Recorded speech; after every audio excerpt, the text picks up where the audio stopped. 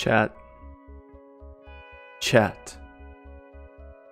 It is officially here.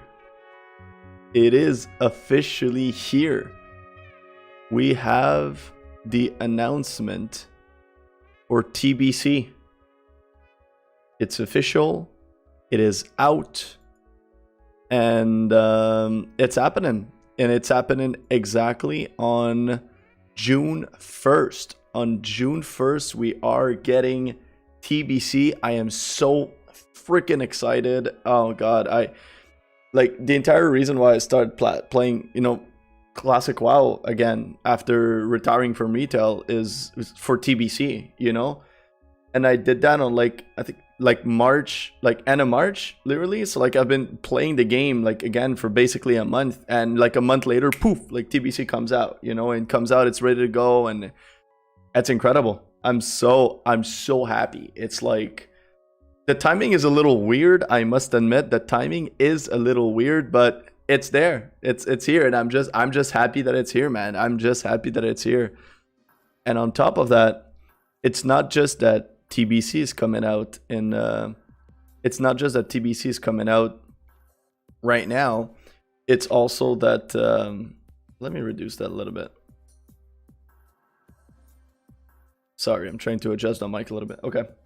It's not just that TBC is out and TBC is here. It's also that Pre-Patch is coming out. And Pre-Patch is coming out on May 18th. So that's pretty much in 2 weeks. So in 2 weeks, we have the Pre-Patch coming out. And 2 weeks after that, we have the official TBC launch, which is...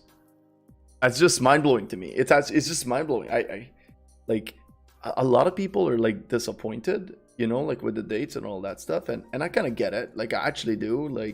There's a bunch of stuff with timings and stuff that feels weird, and it feels weird to me.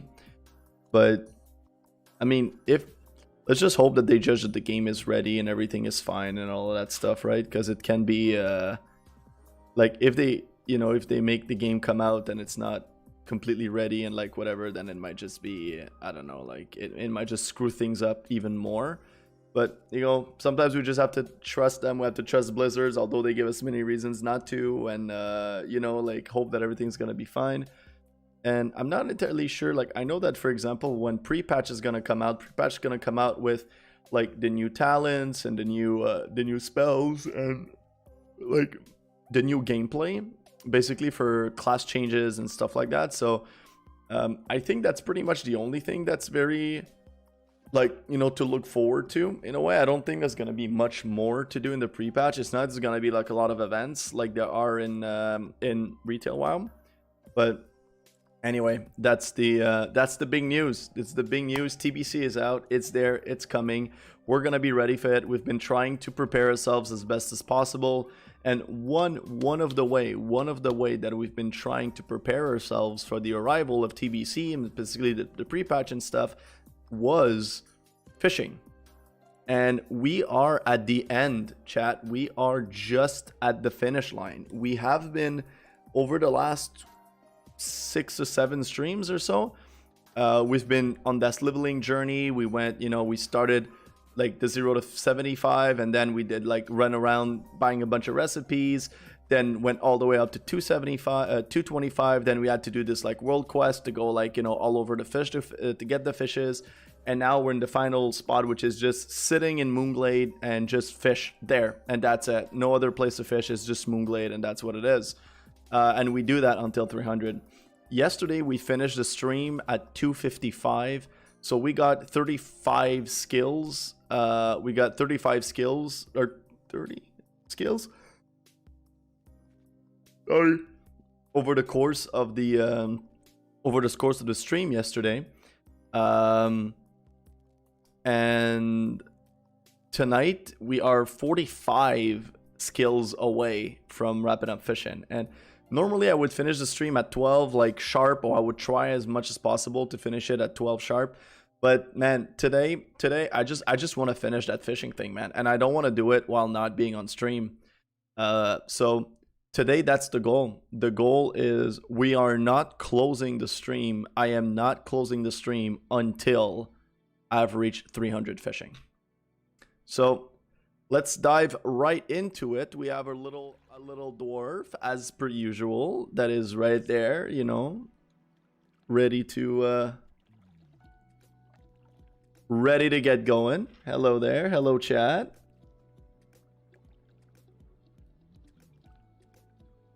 Or just making sure that.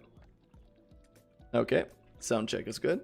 All right, so I would have been sad, you know, if I would have literally said the whole introduction, whatever, without having a sound check. I also modified. I just realized I didn't know. I just went into Kargaw's stream. He's a huge guy. Did a lot of like, it does a lot of podcasts around TBC and Classic and all that stuff. And I was on his stream and I saw that his portraits were like placed in the position that I have. Like when I used to play on retail, I used to have my portraits like here with my group under, and my like the target and the arena frames over there. So that used to be the way I would set my UI up. And I thought you needed some add-on, so I downloaded an add-on and whatever, like bartender and whatnot. And the add-on allows you to switch your bars all over the place, but there was nothing about the portraits, and it was all the way up there in the corner. So I was kind of like, dude, like what the hell? Like I just want it, like, you know, in the place that I like it. And I asked Kargos in the stream, I was like, what add-on do you use to change the position of your portrait? He said, dude, you don't need an add-on, you just need to freaking right click, move frame, and that's it. I was just like, dude, you have to be kidding me. Been playing this dude for a month, wanting to have my frames positioned in a particular way, and I could have done it the entire time just by right clicking on my portrait and remotely reading what was actually there. So yeah, that was kind of a little fail on my part, to be honest, but hey, like, we fixed it. And again, huge reveal. I just love this location we're fishing, man. I just love Moonglade so much. And look at that amazing landscape that I found for us to fish in. Look at that. Look at how beautiful this is. Oh, isn't this peaceful? Isn't this just so peaceful? Look at that. You have the beautiful waterfall in the background, the beautiful tree with the Japanese rope around it to mean that there's a kami or a divinity within that tree. You have the you know, some cool architecture and stuff. So I don't know. This is perfect streaming spot. Like, not streaming spot, like fishing spot for me. It just brings peacefulness to my soul, you know? All right, so let's dive right into it. So as I said earlier, we have raised our fishing to 255. But one thing you have to keep in mind is that we basically fished like 200 fishes yesterday, or almost 200 fishes. And out of these 200, let's say 150. Out of these 150 fishes, we used it all to level our cooking to 300. So our cooking is actually already at 300. We have learned all of the recipes and all of the stuff that we needed to learn, including this one, which I really liked. But it's our fishing that needs to be increased. So first things first, night crawlers on the cane. Night crawlers on the fishing pole. And as soon as the night crawlers is on, we are off. We are off. So how is everybody's day going? Did everyone had a good day today? Anything special happened? How is my chat doing this evening? For me, it's been a little bit of a tumultuous day, to say the least. With the TBC announcement, it kind of occupied most of my thoughts. I must admit, it occupied most of my like. There's a friend of mine. He's been one of my really good friends since I was like a teenager. When I was playing tennis, we basically got to know each other through playing tennis together, competitive tennis when we were younger. And eventually our friendship kind of like grew. We started like, you know, spending time with one another after, you know, like after tennis or during weekends and like all that stuff. So anyway, we grew up to become very close. We're not, sorry, goddamn, I don't know why I keep yawning. Unfortunately, we're not as close right now as we used to be. You know, things happen, life gets in the way, different things happen, circumstances change and whatever. So there's no hard feelings whatsoever. But one thing that kind of always connected us or allowed us to stay connected was playing WoW, and we always like played WoW together. And it's not my friend Alfred that is here sometimes in the chat. It's not Alfred. It's another of my friend that named pretty much most of his characters variants of Zolkir. So it's either Zolkir or Zolkir with 2 R's or with a Y or Zolkers or something like that. But if you see him, he's playing on what's the name of it? I think it's like Netherwind is the server he's playing on. Anyway, I logged in and he noticed that I was online. It was kind of like, hey, it's been a while, whatever. Like I didn't know you started playing again, and then we started talking about TBC, and it's just like a weird thing happened where like, so basically my story. So what we were talking about, I'm just gonna finish this before going on a tangent. What we're talking about is our like, how are we want to basically play together and play TBC together. And he's been raiding, like, you know, he's been raiding in classic and like whatever basically since the beginning, and he's found a guild that he's like feeling at home, and he raided like Naxxramas with them. He's having some of the best gear in the game and all that stuff, but he's been like not playing too much lately because he's been basically completed the game, and he's been just kind of like log in for like, you know, 2 to 3 hours a week kind of thing, just really casually.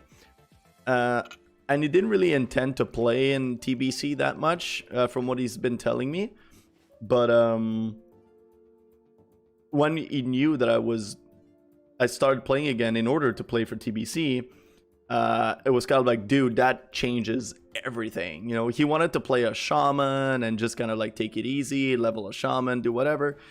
But now he's like, man, like, you're here, it means like we can do arenas, you know, like we can do Druid Warrior, we can do, he also plays his 3 characters that he has right now is Warrior, Mage, and Rogue.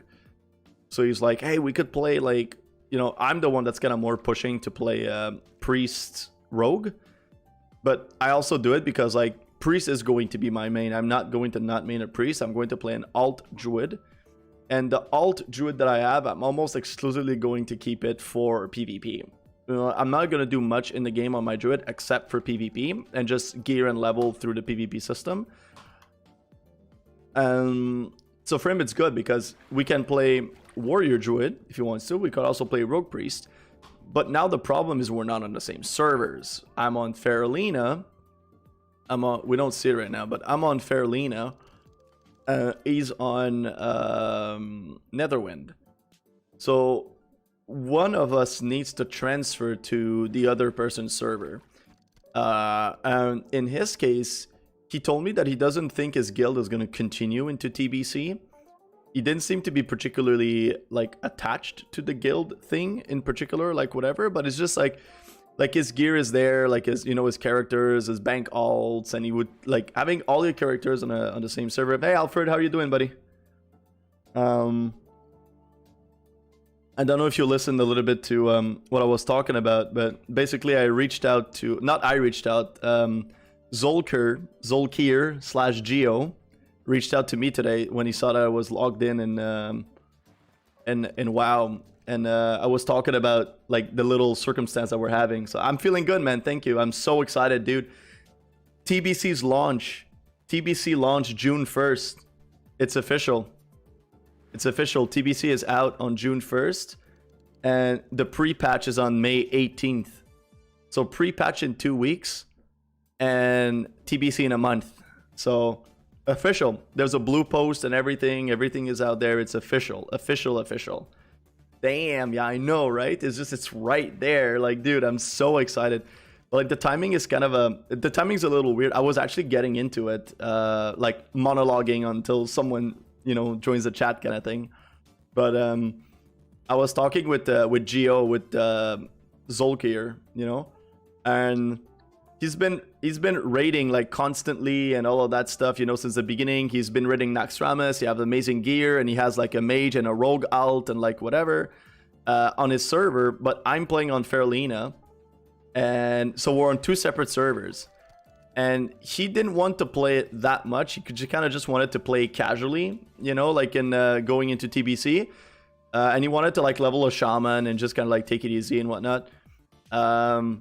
But he was like, yo, now that I know that you're coming to TBC, it changes everything because now I can do PvP. And now we've been trying to, you know, he really wants me to play Druid because he wants to play Warrior, so we can do Warrior Druid, which is like one of the best comp in the game in 2v2. And then Warrior Lock Druid is one of the best comp in 3v3. But I'm like, I told him like, dude, I'm gonna main a Priest. And I was like, Warrior Priest is good. Like, it's not as good as Druid Warrior, but Warrior Priest is very good. But I said, but you also have a Rogue, and like Rogue Priest is like, if not, it's like one of the best comp in 2v2, and then you just need a mage to be able to do RMP, which is like the best comp in 3v3. So like we have capacity to do so many different comps and so many, you know, whatever, but it's just about settling on kind of like what we want to do. And he's not hellbent on I don't know what happened. You used foul language. Oh, you and your foul mouth. What are you doing? Honestly though, I have an automatic moderator that is generated by the system that I use to stream. And like, I know, for example, like Enthusiastic Panda was in the chat yesterday and he wrote ass, and ass was a word that was deleted by the moderator. So I don't know what you I didn't control the settings to know exactly, like, you know, what words are going to be like, you know, worth timing out. But anyway, so I was saying that we're both like not sure about what we want to do. And like, I know, again, are you trying to find out? You're trying to find out what's the word? Just write it in French.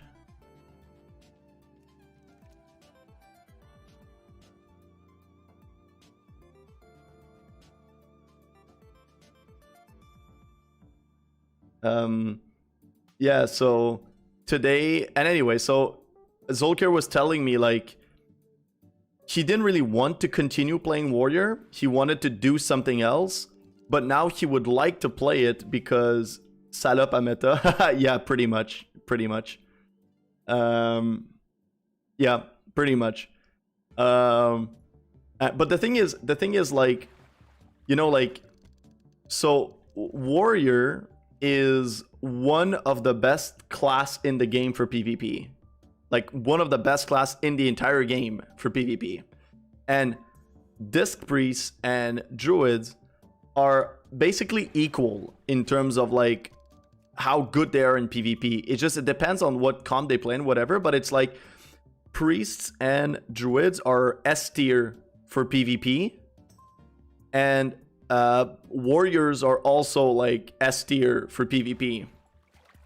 So it's like it has better synergy playing with a Druid, but it's not like playing with a Priest will make it like completely unviable, right?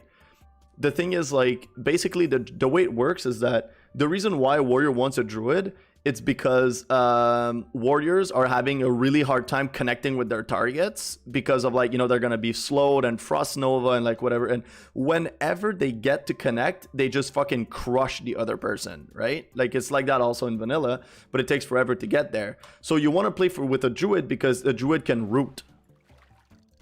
So the Druid can root, and because the Druid can root, then the Warrior has a chance of actually reaching the target.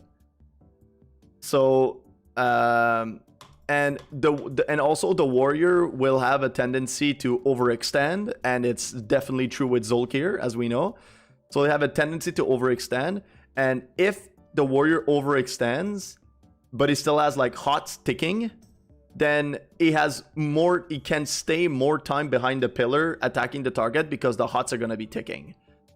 So anyway, overall it's just like it has like right, it has a good synergy, but like you could have, like, you know, as a Priest, you're gonna have the shield, you're gonna have renew, you're gonna have a bunch of tools that allows the Warrior to overextend also.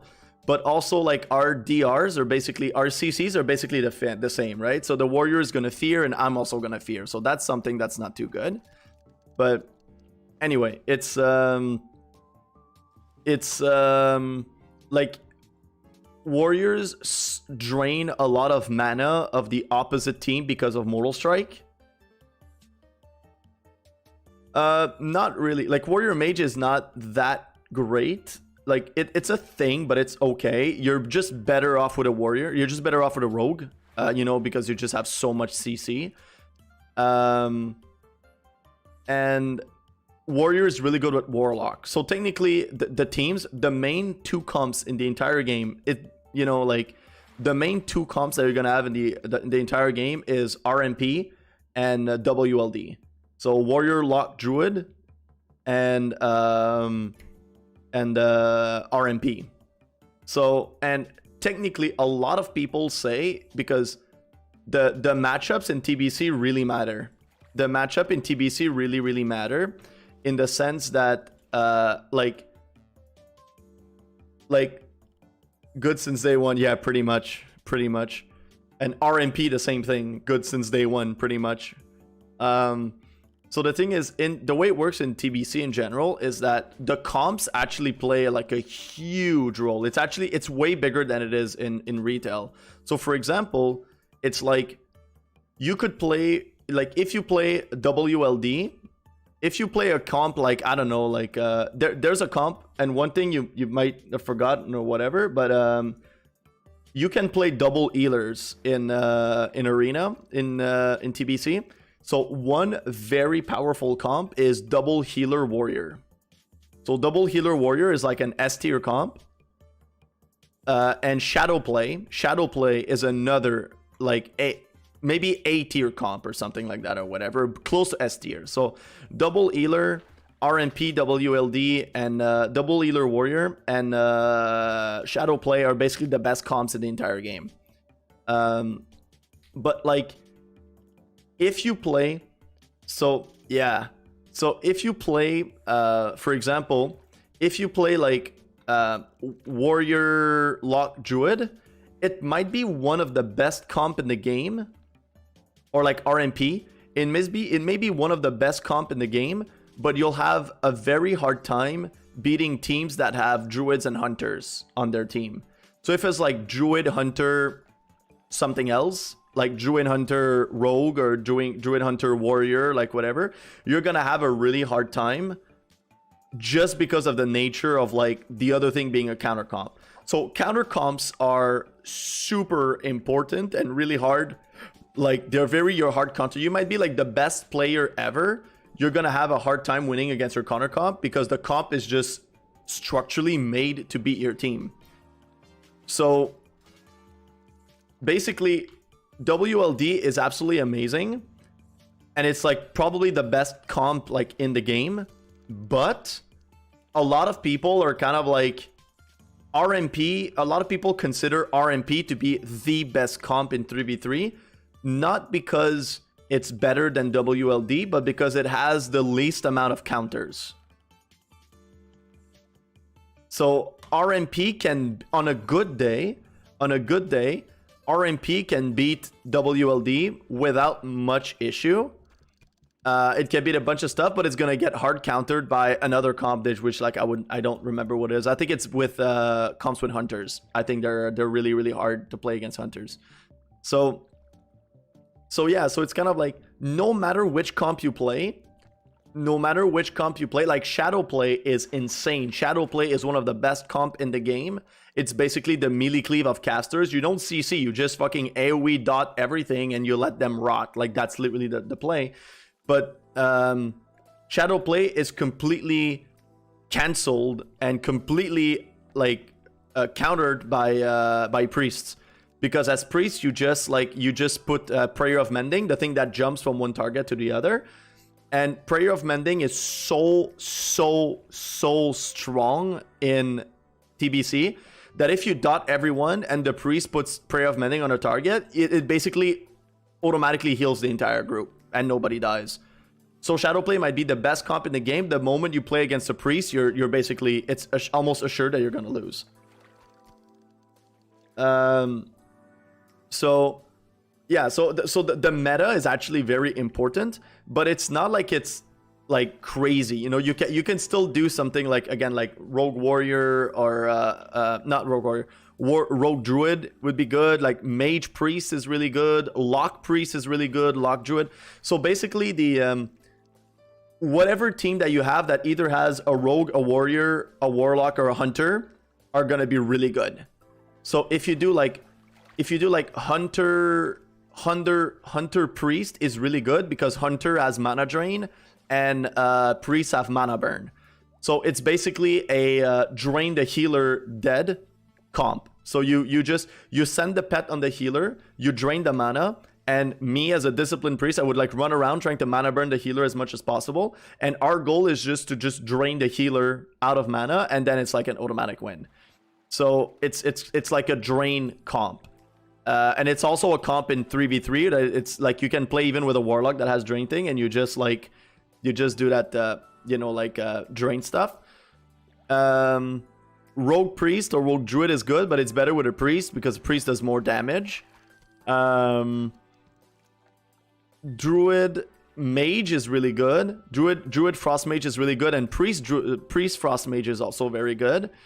And the same thing with lock. So if you play a lock, a rogue, a hunter, or a warrior, you're basically good to go with any comp. But there's better synergy. Like there's better synergy between the rogue and the priest, and there's better synergy between the druid and the warrior. But you can like interchange them. A warlock is going to be very good with a priest, and it's going to be very good with a druid as well.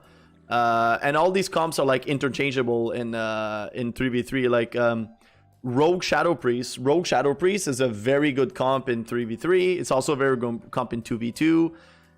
Rogue Mage in 2v2 is really good without a healer. You know, so anyways, there's a bunch of really good comps down there. Unfortunately, as I just saw you wrote in chat, like shamans are basically trash in arena in TBC. So apparently the only comp that is good with a shaman, like enhancement is possible in 2v2. Like if you play, for example, like enhancement priest is actually pretty good. You're not gonna like it, you're gonna be countered by so many things, but it's decent.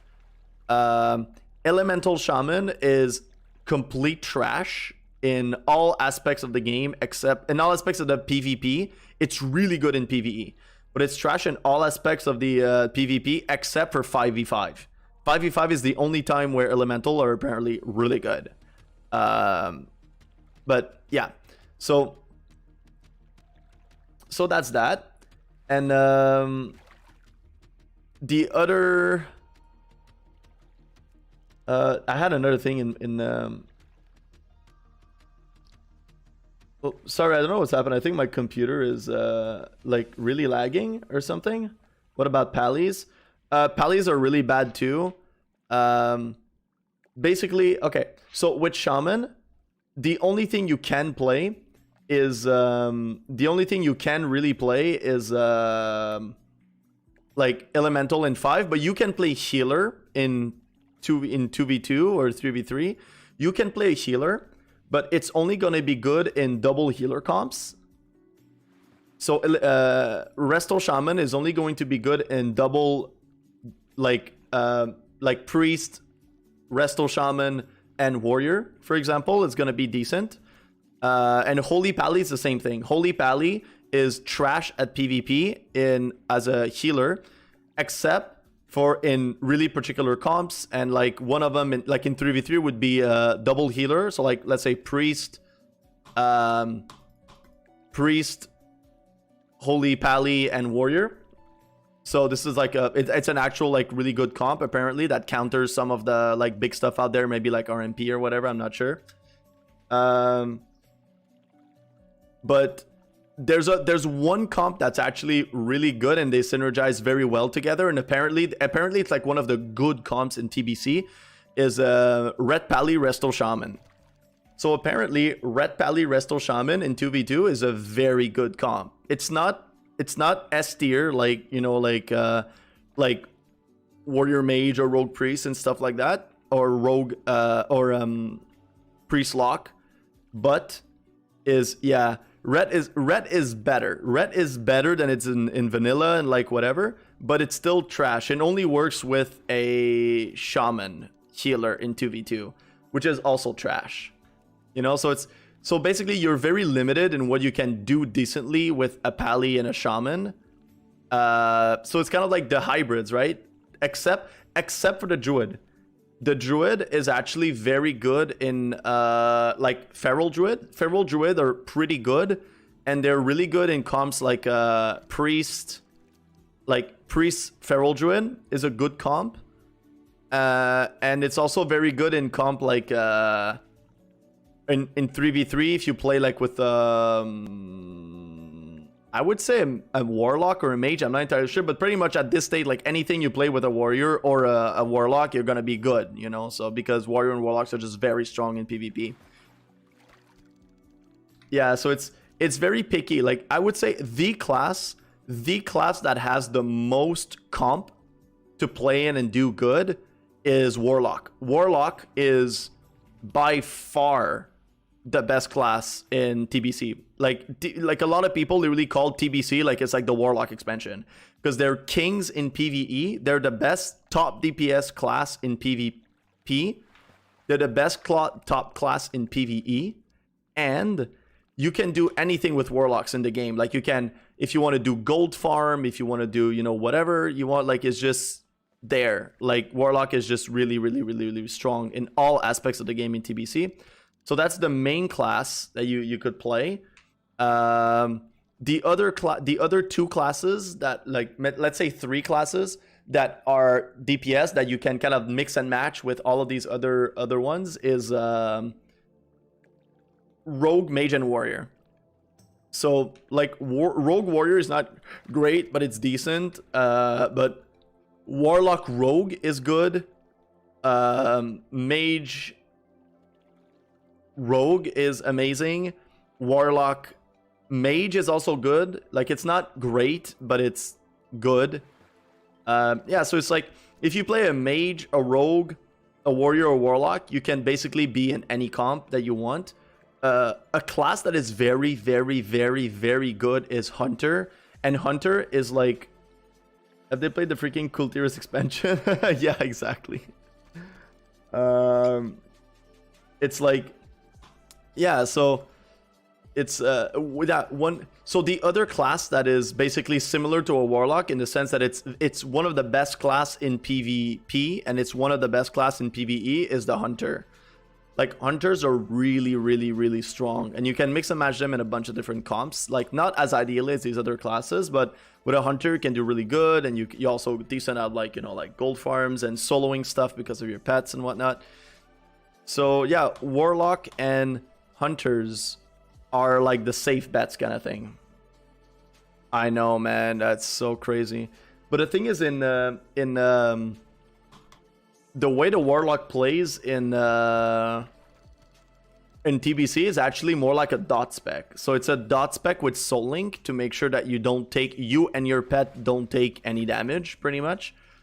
So what you play is a very dot rot spec. That's why it's good with warriors and shadow priests, because warriors drain the other guy by mortal striking everything. You're also gonna be good with like eating the buffs with the people with the Felhunter as a warlock, and you can drain life, you can mana drain, you can do a bunch of stuff and like whatever. And shadow plays because like you just rot everything until it dies, right? So it's warlock is very strong, but it's very strong because it's so tanky and its dots do so much damage, but it's really not a kind of like one shot thing that just destroys everything. Like in it's way more technical, it's way more roddy, it's way more whatever. So it's way more the way I like to imagine a warlock, you know. And also you don't just play the warlock in like SL warlock. SL warlock is like the best. You play it everywhere. Like SL warlock, like the soul link warlock, you play it in any circumstances and it's gonna be strong. But you can play another spec of Warlock that is like purely Affliction. So a really purely Affliction Warlock build that is really, really, really rotty. But you're not as tanky, but you can do it. But the only comp that you can play that really rotty spec is if you play in Shadow Play. If you don't play in Shadow Play, then you always play SL because it just makes you so tanky. It's ridiculous how tanky it is. Yeah, so that's pretty much the name of the game in TBC. You know, it's so basically now the problem is that when I started this guy I played this guy, like I created the guy like in March, and I don't know if you remember, but when you and I were playing with Zolkir, we were on Stalag. Stalag was our server, and he basically Zolkir, like at some point Stalag just died. Like I wasn't playing at that point, as you know, but Stalag just died. So everybody transferred away. And when I wanted to start playing again, everything that I had was on literally a dead server. And when I say a dead server, like I don't mean like figuratively, I mean like literally. There was no one talking in world chat, no one talking in looking for group, no one talking in trade chat. And at some point I was kind of like, oh, I wonder what are the prices of certain items on the auction house. I searched for, not kidding, I went into the auction house, no category selected, no words enter. I pressed search and there was nothing, not one item on the auction house. That's how dead the server is. So basically I was kind of like, dude, I want to do my priests, but I don't want to do it on this dead server. But I have gold, I have bags, whatever. And all the bags that I have here, by the way, all the rune cloth bag that I have here are bags that you made me on Benoit Size, man. These are all the bags that Benoit Size made for me.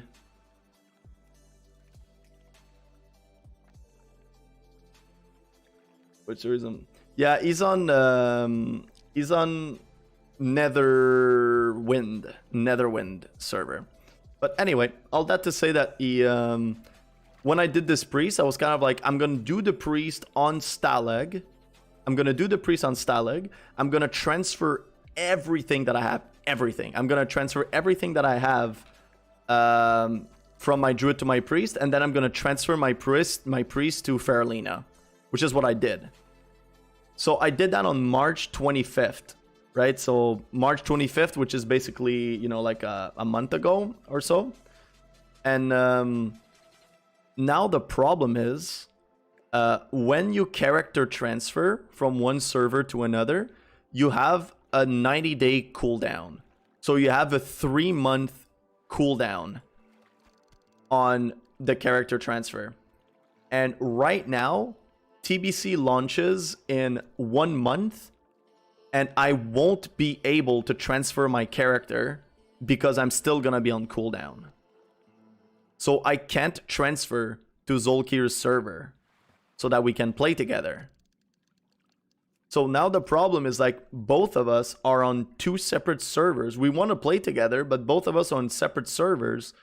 And like Zolkir on his server, he already has like he says that he doesn't think that his guild is going to continue forward in TBC, but still he has like, you know, like all of his characters, all of his gold, all of his, you know, farm. He has these like T3, you know, like warrior and very well geared rogues and mage that have like, you know, probably like 2,000 gold and like whatever like over there. So he doesn't want to come and play on Faralina. It doesn't seem like he wants to come and play on Faralina, because all of his, you know, like teammates and guildmates and all of his characters, like if he transfers, he doesn't want to have all his characters on 2 separate servers. You want all your characters at the same place. So he asked me if I could transfer to his server, which I thought of doing, but then I realized I actually can't. So the only way we could play together is there's 2 options. Either he transfers to my server and we play there together, so it's either that, or if we don't do that, the other option, which is the option that he kind of wants me to do, is that I would transfer my druid to his server. I know it's weird. So the other option is I would transfer my druid to his server, because I didn't transfer my druid. My druid is still on Stalag. It's like poor with no bags and no nothing, but it's there, and it has healing gear. Like it has like, you know, like a little bit of healing gear for when I played in the day, and it has like almost maxed out profession. So it has stuff, you know, to be able to be decent. Yeah, so I could transfer the druid there because there's no cooldown on my druid, and then we could play there. But then what that would mean is that, and then whenever June 25th would hit, whenever it will be June 25th, then I would transfer my priest over, and then we could play together on my priest, which is actually my main. So the thing that really sucks in this entire system is it's basically like for the first month of TBC's launch, if I want to play with him and he's not willing to transfer, and we decide to do that, it means that I'm gonna be basically playing my alt for 1 month. So I would be playing my alt whenever he would be online. I would log on my druid and we would level together. And whenever he would be offline, I would log my priest and I would level my priest. But now it just becomes way too intense. Like, I don't want to do that right now. Right now, I just want to level my priest and get my priest gear, do the attunements, and do like all of that stuff. You know, like I don't want to be spread all over the place right off the bat of when the launch happens. Like, I don't want to do that. So it's just a weird circumstance that the only way that would work that we could play together on our mains right off the launch is if he would transfer his character on Fairlina. But I don't know. I don't think he wants to do it. I think there's a chance he might just want to be staying on this server, especially because Fairlina is like it's like full server. You know, it's like there's so many people on Fairlina, so the queues are gonna be ridiculous and all of that stuff. But also it's not just that the queues and the people are gonna be insane, but I think that it's also a I did a forum post today. To be like, listen, I explained kind of like what happened with me. And I was like, there's going to be so many people that are coming back for TBC. And like, you know, friends are going to be scattered all over the place and like whatever. So how about for the kind of like, you know, like the what's it called? Like the unique circumstances of the launch of TBC. How about for that moment, we reduce the cooldown for something like either like 2 weeks or a month or something like that. Like, I don't know, but I think it would be helpful because I know that there's going to be a lot of people are going to be trapped in a very similar situation than me. Oh, and the other thing too is that like if we would transfer to his server to play there, well, there's two things. If we transfer to his server, I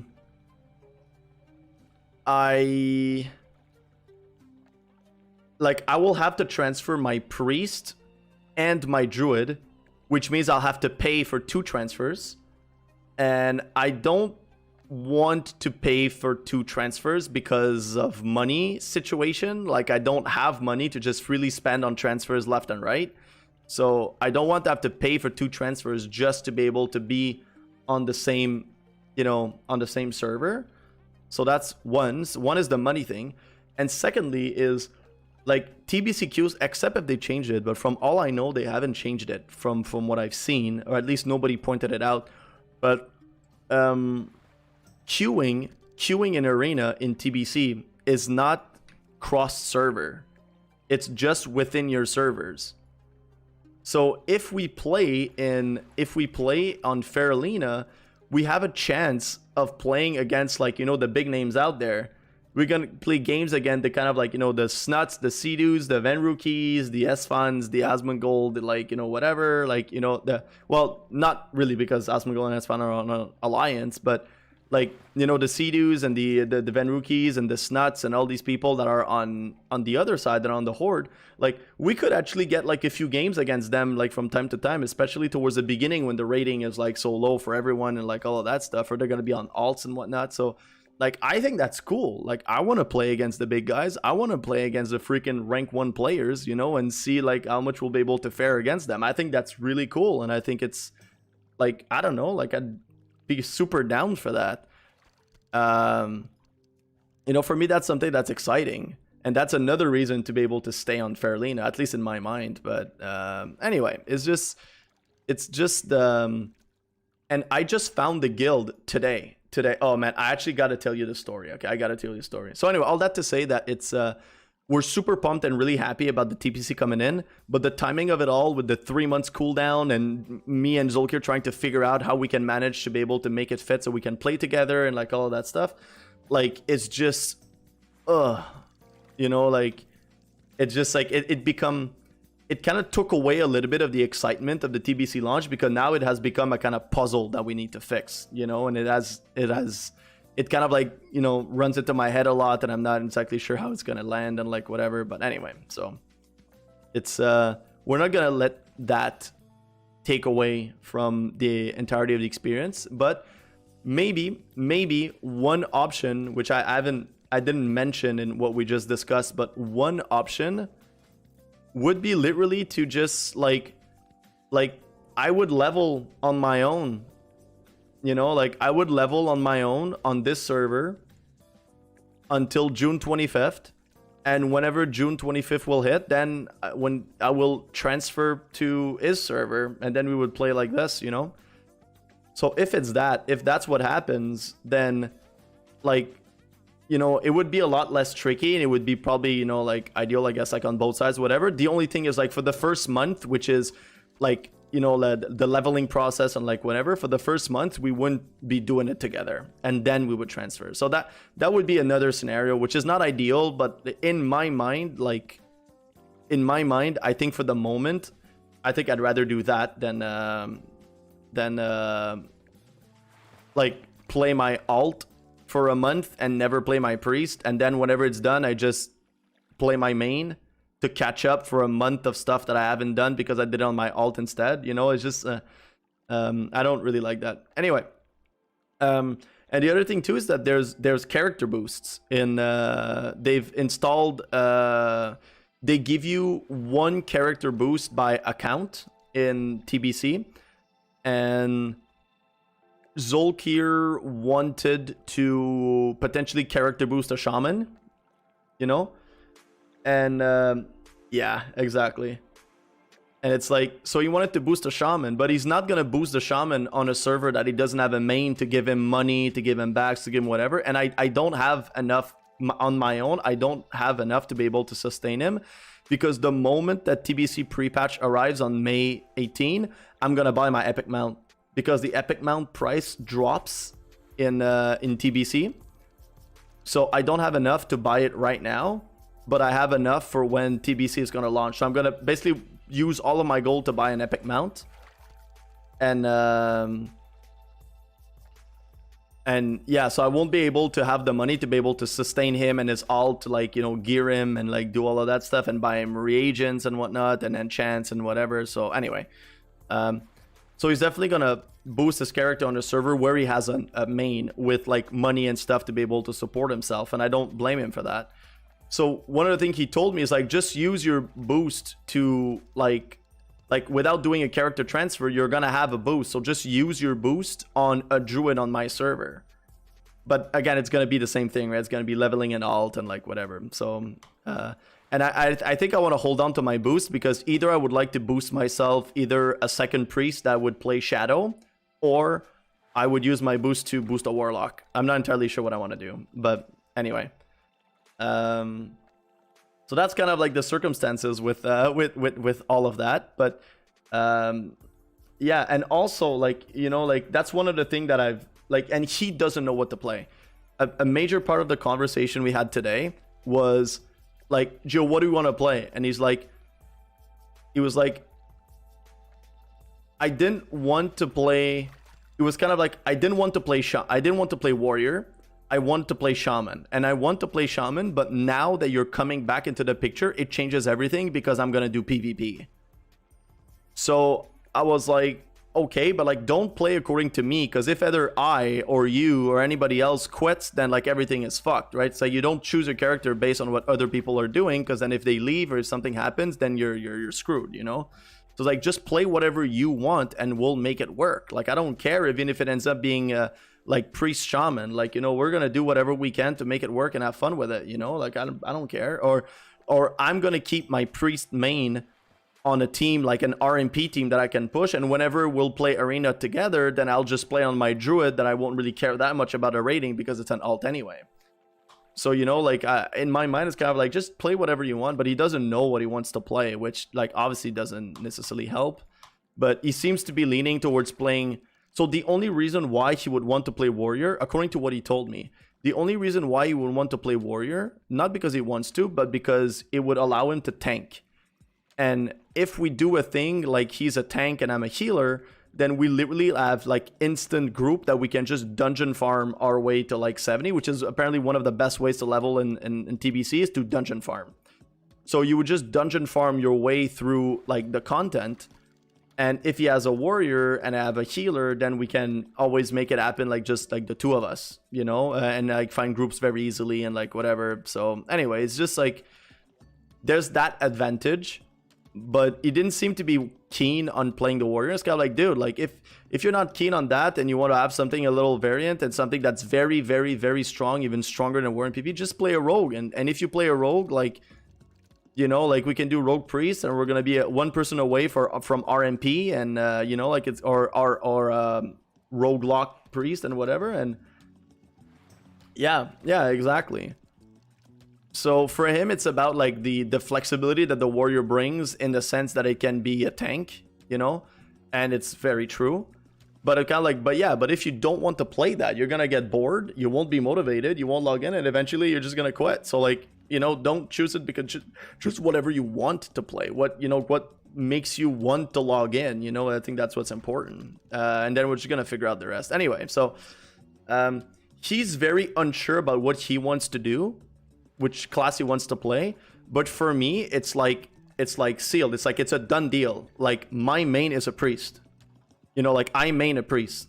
Like I'm not indecisive about whatever. Like I main a priest, and I'm going to alt a druid potentially. And also maybe, I don't know, like regardless of how stuff happened, I thought about alting a shadow priest or something, or a warlock or whatever. So it's kind of like I know where I'm going, so it's easier to, I guess, like when you have someone at least that knows what they're going for, it's easier to make like decisions. But anyway, so yeah, so I still don't really know what's gonna happen and how it's gonna go and stuff. The only thing that I know is if ever he wants to play with me at launch and I'm gonna play on my priest, like that's a no-brainer. I'm playing on my priest, like that's what I want to do. If we do that, then either we don't play together, or he's gonna have to transfer to this server, which sucks, because then it kind of means that he's gonna have to transfer all of his characters here that he wants to play, or give him like all the money and like whatever before transferring, if there's a class that he doesn't want to play or something. But anyway, so we're both in the same predicament. It's either I join all of my guys on his servers, or he joins all of his characters on my server. And either way, it's like, it's kind of like shitty for one of us, I guess.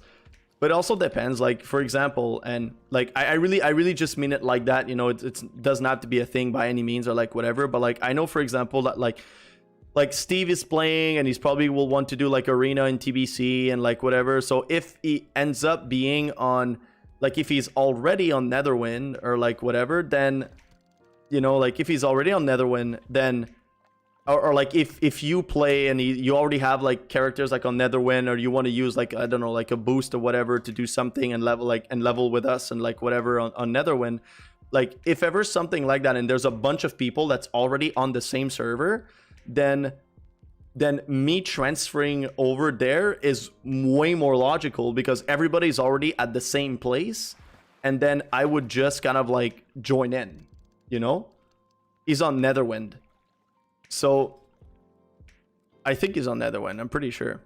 So like if you have a character on Netherwind because of him, because he leveled it and he geared it or whatever, right? If you have a character on Netherwind and Steve has a character on Netherwind and he has 3 characters on Netherwind and like whatever, then it'd be stupid for me not to go on Netherwind and ask everyone to come on Faralina. You know, that'd be completely stupid. So, but if it's just me and him and we don't think about anything else, then it's a different circumstance, I guess, especially because of the 3-month cooldown thing.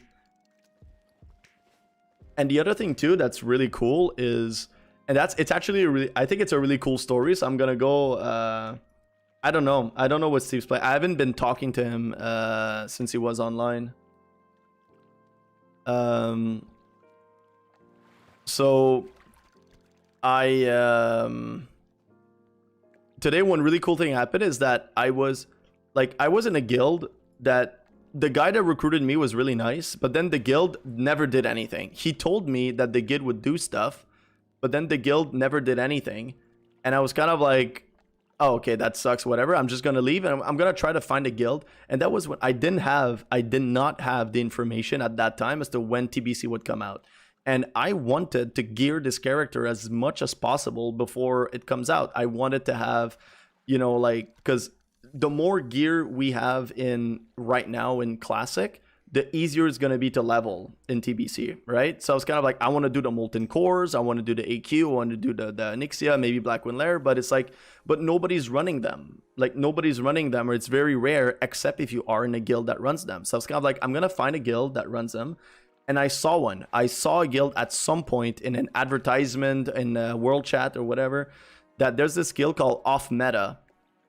And I was on a boat going to Terramore, I think, to literally log off, like before, like going to Moon to here, right? Going to, no, it's not true. I was doing an AQ20. I was on the way to do an AQ20 and I saw this guy of Off Meta logged in on a boat. Like he was on a boat, like going to Terramore. It's kind of like, dude, like I've always wanted to join your guild. Like, is there a way I can join? And then I talked to an officer, blah, blah, blah. And eventually I just joined the guild. And it ends up that that guild is like running all of the content in the game. Like the Molten Core, there's a weekly Molten Core, weekly Blackwind Lair, weekly Naxxramas, and like whatever. So they're clearing the content in the game for basically everyone. And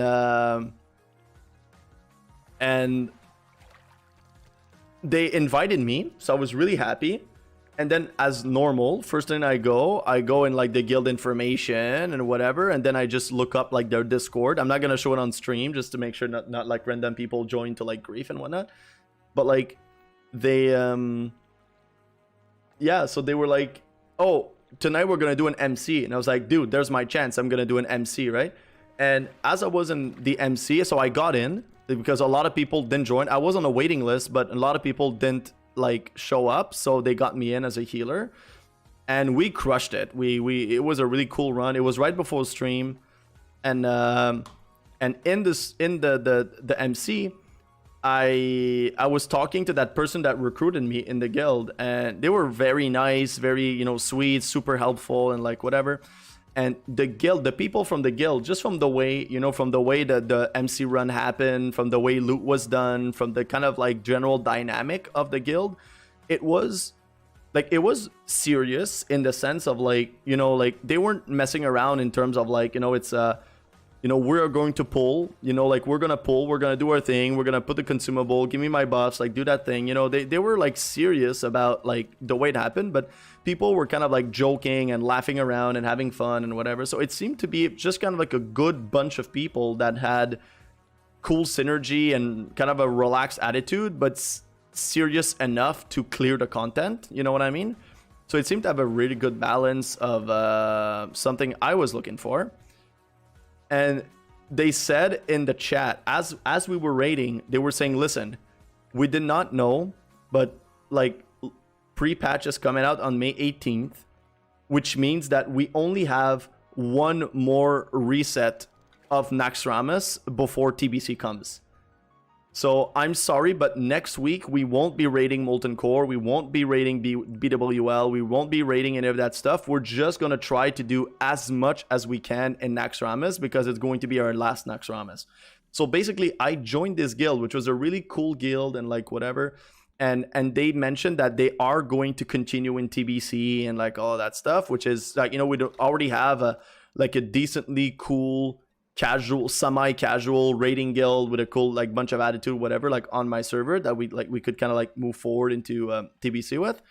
And they which I don't know if Geo still has that, but the way he seems to be talking to me about his guild, it seems to be that at some point he just kind of retired and he just stopped playing, and I don't even know if he's in the guild. And he said that he doesn't even know that if maybe the guild is just going to disband when TBC comes out. And I know mine won't because they mentioned it today. So basically today I joined this really cool guild, and I joined them on the last Molten Core run that they would do before like TBC launch. So or something like that. So it would be the last Molten Core of Classic WoW with this guild. And guess what? The last Molten Core of this guild, you were able to like reserve an item that you really wanted, and if two people reserve the same item, then you just roll. But on if there's a particular item you wanted, you're allowed to reserve it. And I reserved the item. I don't know if you remember, but do you remember the quest for Benediction, the healing staff for priests? It's like a staff that like you have to do a quest, and when you do the quest, like Benediction. That's how it came out. Okay, great. Now let's make it better. Okay, let's do it differently. Let's do it differently. So we go in Major Domo. I have Divinity. Okay, so basically the way it works is this is the staff, Benediction, which as you can see is absolutely freaking insane. 31 intellect, 106 healing spell power, and 2% crit. 2% crit on your holy spells, 106 healing spell power.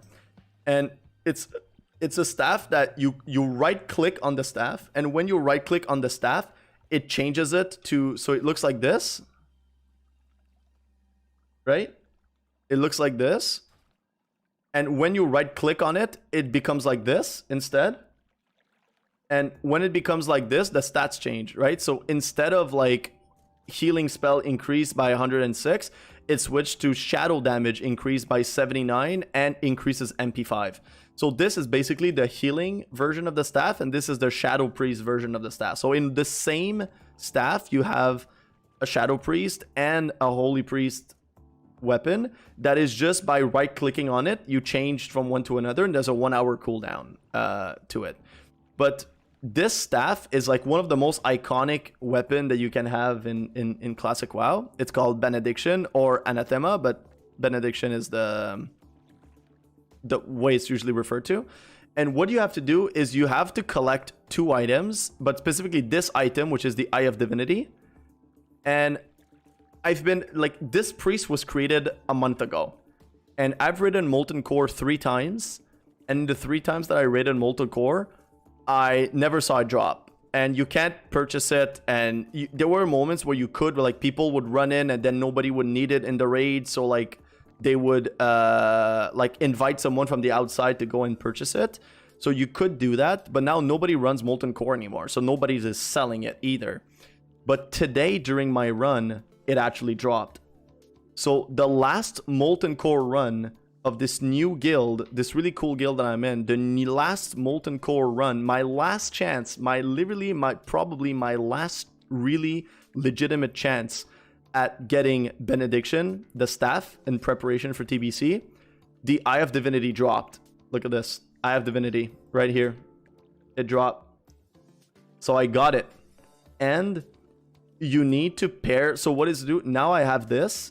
You equip it, right? So you just go like there, you equip it as a trinket. And then once you equip it as a trinket, you can go and talk to an NPC in Western Plaguelands. And the NPC starts an event. And when the event starts, the event requires you to do something. It's like you need to heal people and dispel people, whatever. It's just it's an event that's kind of hard because it's mana intensive and like whatever. So you do the event, and at the end of the event, they give you an item, which is like a piece of wood, and then they give you a quest, and the quest is literally, okay, you use the piece of wood. So the piece of wood that you just got, you need to pair it with the Eye of Divinity and another item that is called the Eye of Shadow. And I actually have the Eye of Shadow already. And the Eye of Shadow drops from the world boss, Dormlu Kazak, or from the mobs around him. So it's a rare item that is specifically used for benediction, whatever. And I purchased it. I bought it at a price when it was like one of the lowest on the auction house, on my server. On the auction house, it usually goes all the way to like 250 to 300 gold. And at some point, it was like 200, I think, or something like that. So I purchased it when it was 200 gold, which is the cheapest I've ever seen on the auction house. So now I have this to do the quest. And whenever the quest is going to be done, which I'm going to do in not too long, but I'm going to film myself doing it and upload it as a video on YouTube. I have this, and whenever it's done, it's going to give me the third piece, which is the staff. And I already have this. So I'm just going to have to combine the three together, and boom, I'll have benediction. I'll have one of the best healer and DPS weapon in vanilla WoW for priests. And I'm going to start TBC with that weapon equipped. I'm going to level and do all that stuff with that in my bags and, you know, equipped and using it.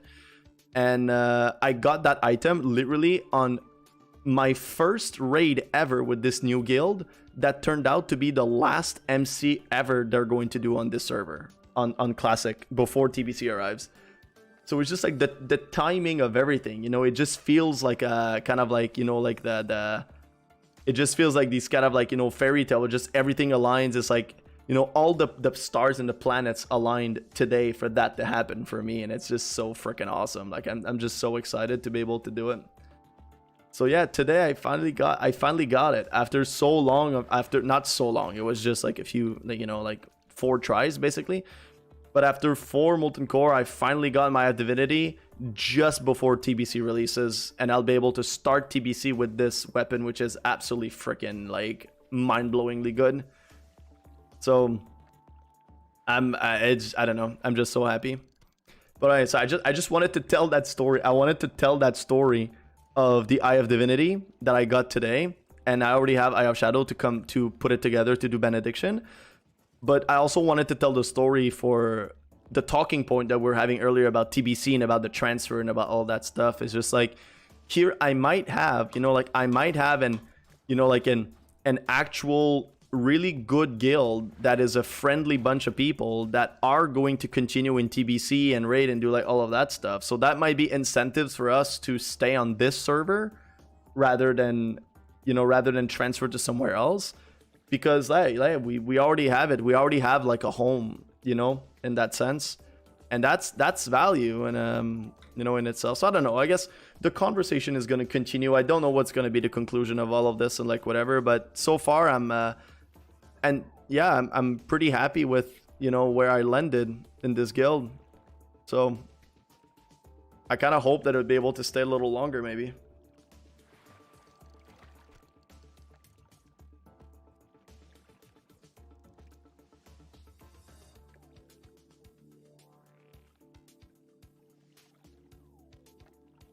So that was a lot of story chat, right? A lot of stories, a lot of monologues, a lot of indecisions. But that's what happens. That's what happens, you know, when you have a new expansion that comes out. You know, it's like you have the excitement, and then you have to rethink about all that stuff. And the other thing is, I thought I might have more time, you know, to prepare. I think I wish I had more time to prepare. You know, like I wish I wish I would have been able to have like the, you know, the tier 2 pants from Molten Core, to have like the tier 1 helm, the tier 2 helm from Onyxia, to have like two pieces of tier 2, you know, and something like that. Maybe having a little bit of like, maybe getting just enough good gear to be able to have some Blackwind Lair experience, you know, like Blackwind Lair, maybe 1 or 2 Blackwind Lair loot, if possible, before the launch of TBC. So And I was kind of hoping I'd be able to maybe have a little more gear to be ready for when the launch happens.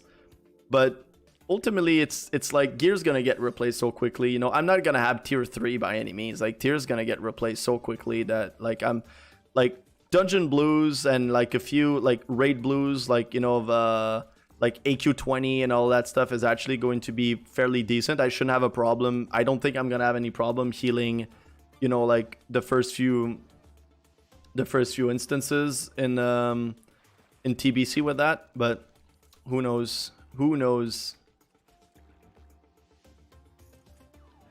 And chat, for those who are wondering, we are currently at 275. So we spent about well, already an hour on there, and we only got like to 275. And I said it. I am not going to. I'm not going to stop the stream before I reach 275. Like, I didn't mind, you know, like taking my time and taking it easy. You know, like the pre-patch wasn't there. You know, and pre-patch wasn't there. TBC launch wasn't a thing. So in my mind, it was kind of like, you know, like I'm gonna take it easy. I'm gonna fish. We're gonna take it relaxed. We're gonna do 300. And I was like, if I have some things to do in the game, I'm gonna do it in between, you know, like the streams. I'm gonna like the raid, like I did a raid today for Molten Core, as I was talking about earlier. And like the raid that I did, like I did it right before stream. I didn't do it on stream. Because I wanted to keep that for like the fishing journey and like finishing it and stuff. But now that TBC is actually there, I like, you know, I want to finish this, you know, like I want to finish this. I want to be ready for the 300. So whenever I stream, I can like spend time doing something else, like either a run of something or some gold farming or whatever that might be. And the other thing as well is that, sorry, I'm going to yawn. Woo, sorry.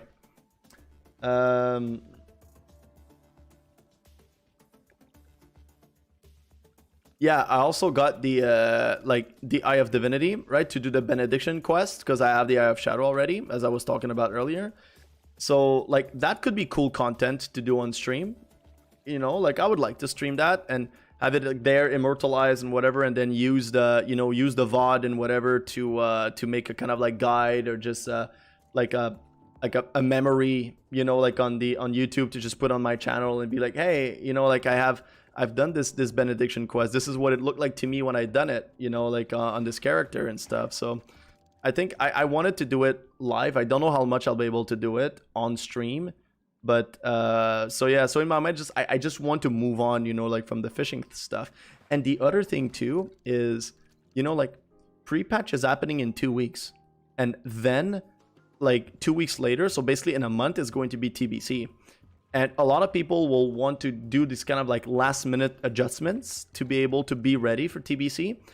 And as y'all know, like this stream, this fishing stream that we're doing, this journey to 300, is going to be part of like a montage, right? That I'm going to accumulate like snapshots and like whatever of stuff that happened on stream. And I'm going to upload it as a guide on YouTube. So a guide for people to be like, hey, last minute, you haven't finished your preparation for TBC. The last thing you want to do, here's a step-by-step guide that you can follow to allow you to reach 300.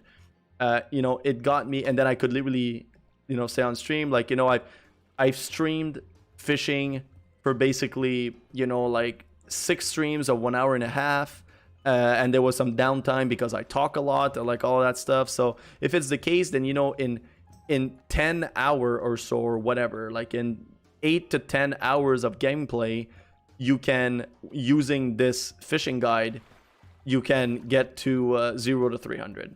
So I want to do something like that for like last minute preparation for TBC launch, and use the guide for this. And the longer I take to finish fishing, the longer I get to 300 on my own, the more it delays when this guide is going to be coming up online. So that's also a big thing. Like I think that like in terms of timing, the timing of the pre-patch and the timing of like whatever, to have a guide for pre-patch and getting how to get ready for fishing, whatever, at this moment is just a very good timing.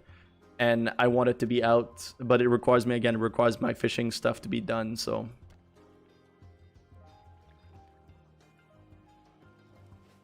So today we're changing it a little bit. We're not, instead of finishing stream, you know, in basically 15 minutes now, instead of finishing the stream like early, whatever, is going to be a little of a marathon. It's going to be, we're not going to finish, we're not going to close the stream until we finally have reached our 300 goal. And right now we are at 276. So 276. We are almost there. Only 24 to go.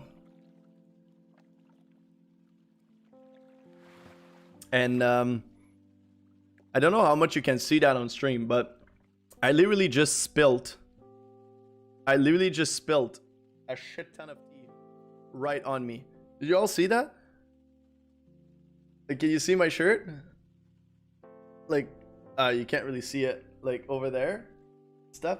I was just talking, doing my own thing of just chatting, whatever, right? I was doing my thing, and then I go oh, hey Miss Ma, thank you for the follow, I really appreciate it. Yeah, I was just like talking, doing my thing, and like whatever, just chilling, you know, drinking, and then next thing you know, I just spill all this tea on me and I look like an idiot. And of course we have Misma, that Misma or Misma, however you want me to pronounce it, correct me if I pronounce it wrong, that arrived and followed specifically at the moment where I'm spilling tea all over myself. So I'm not trying to be hot, and it's not trying to be, you know, like sexy by spilling some stuff over me, over my body or something. It was just me being goofy. So how are you doing, Misma? How is your evening or morning going, depending on where you live? How is life? And not just that, I'd like to know as well, like, are you also excited for TBC? So I'm assuming that you've probably heard the news, or you see it in my title, that TBC is almost here. So I don't know if you've heard about it. I don't know if you know, or maybe I'm just announcing to you right now. I don't know if you intend to play TBC, but I'd like to know. Is it something you're excited about?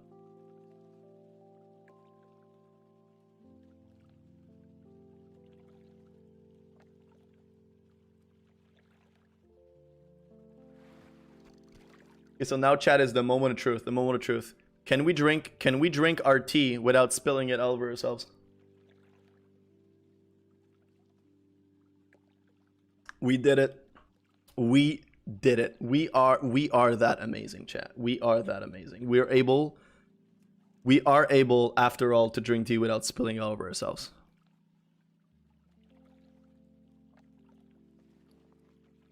Yeah, dude, I'm actually like, I know I've been monologuing about this, or basically like, you know, like an hour at this point, but oh, dude, I'm so excited for TBC. I actually am so excited. It's like, I've played, for those who don't know, like I've played WoW for literally 15 years, you know?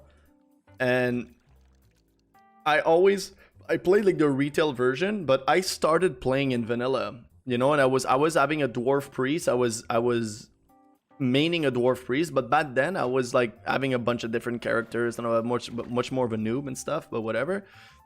And when TBC came out, I didn't really play TBC that much. I played Wrath of the Lich King a bit, but I never really played TBC except for just fooling around, literally. Like my favorite thing to do, my favorite thing to do as a playing TBC was, I was having a warlock, and I would like to just demon form everywhere and just wreck people, wreck like mobs. I would run in Terracar Forest, and I would just pop my demon form on cooldown, and it would make me so happy. Like, that's what I like to do in in TBC. And that's the extent of my gameplay and stuff at that time. And I've never, like, everybody calls it, you know, like the golden age of raiding and all of that stuff. But it's not just that. I've actually, like, I never was a PvPer before Legion. Like, I started PvPing in Legion when I got all the way to 2.4k rating. well, not in Legion. Like I started in Legion and then I played on and off with my good friend Alfred, which was in the chat earlier. And we eventually, like, you know, we played that. Then we did a bunch of stuff in BFA. And the last season of BFA, we were able to get 2.4k rating in PvP as Holy Priest, Elemental Shaman.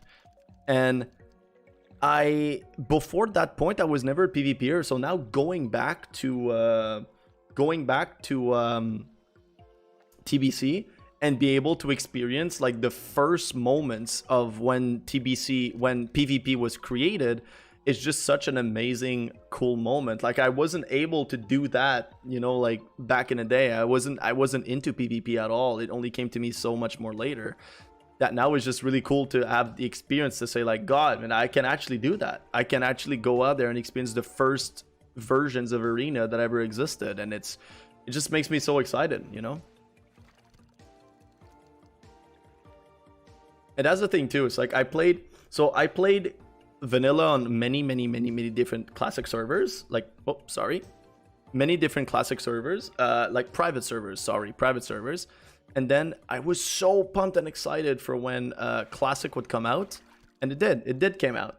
But then, you know, like life got in the way and I had to stop and like whatever. But it's also like at some point, like I love playing Classic, don't get me wrong. But I hate Classic PvP, man. It's just, you know, like it's so, Classic PvP is basically, you know, it's so gimmicky. It's about using, you know, like engineering stuff to throw the grenades and like all that stuff. It's so gimmicky. It's so gear dependent. It's so whatever. And it's like you run at people and you just like one shot them, you know, like if you're a warrior and that's it. There's just like so few things you can do except if you're like a mage or whatever.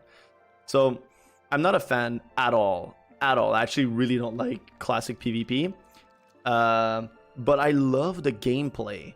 Like I love the kind of slow pace, mana draining stuff that you have, like many different spells that you have to downrank and figure out what's the best way for you to heal and all of that stuff. Like it's actually like, you know, like I don't know, like for me, like the gameplay and the game pace and like whatever of the classic versions of WoW is my favorite. I prefer that way over retail WoW. But I've always hated that there was no PvP. And now TBC is basically the perfect mix.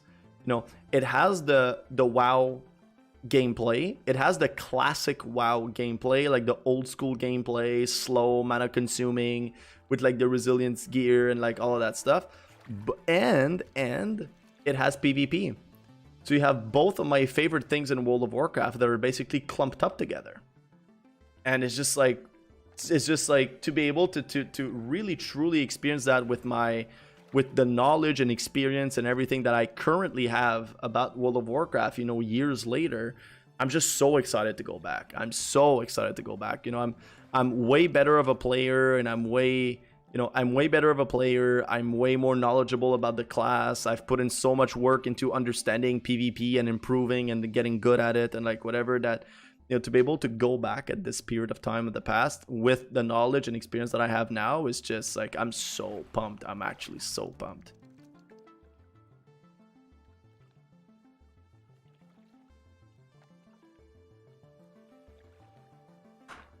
Yep.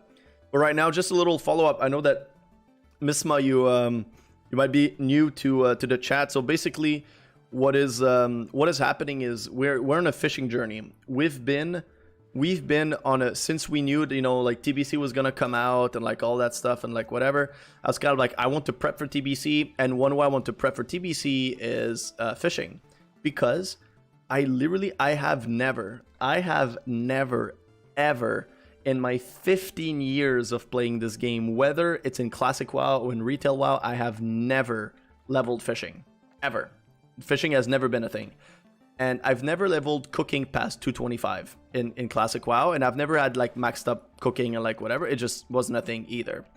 So I was kind of like, dude, fishing is actually a really decent way to make money. Not a lot of people are invested into making fishing happen and like all that stuff. So I was like, I'm going to take advantage of that. I'm going to take advantage of this kind of like niche market for like auction house because of food buffs and like whatever, to make my fishing and cooking all the way to 300, so that when TBC launches, I'm going to be there and I'm gonna be prepared. Everything is going to be ready. And then what I'm gonna do, so we are basically like 21 skills away from making that happen. We're 21 skills away from being able to beat 300. And once we reach 300, what I'm gonna do is I'm taking, so this happened over the course of about 6 streams.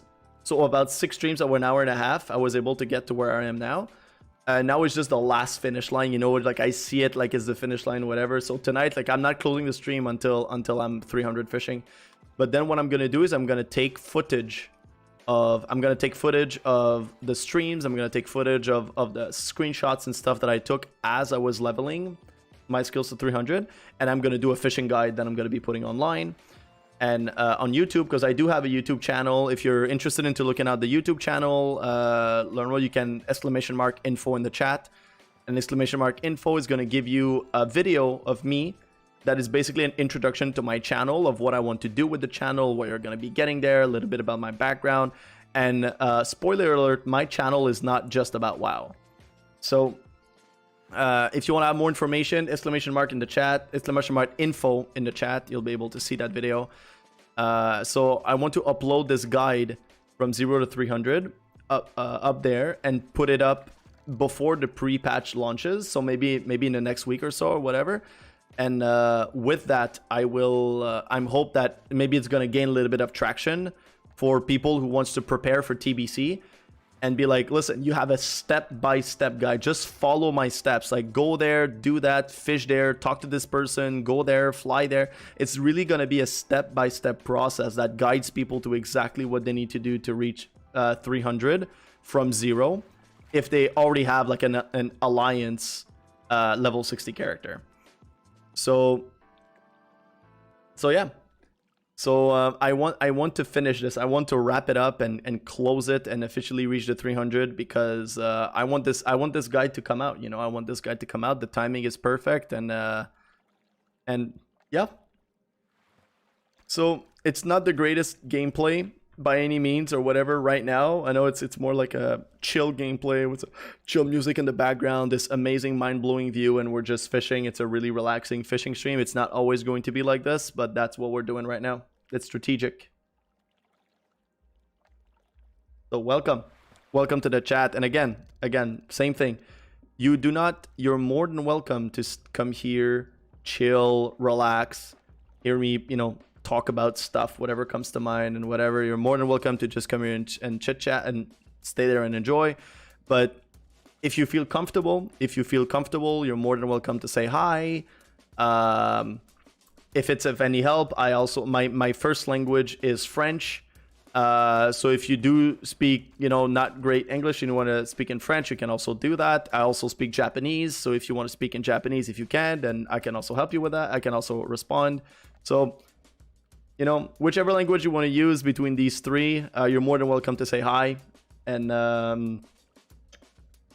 I'd be really happy to get to know you better. So don't hesitate. But no pressure. Great scythe. Alright, never seen that weapon before. So we are at 281. We are at 281, chat. 19 skills. 19 skills to go until we have reached our maximum. Until we have reached our 300.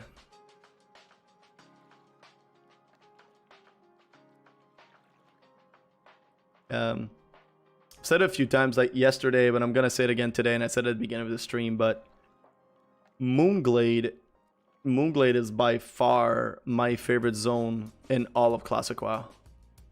I love being in Moonglade.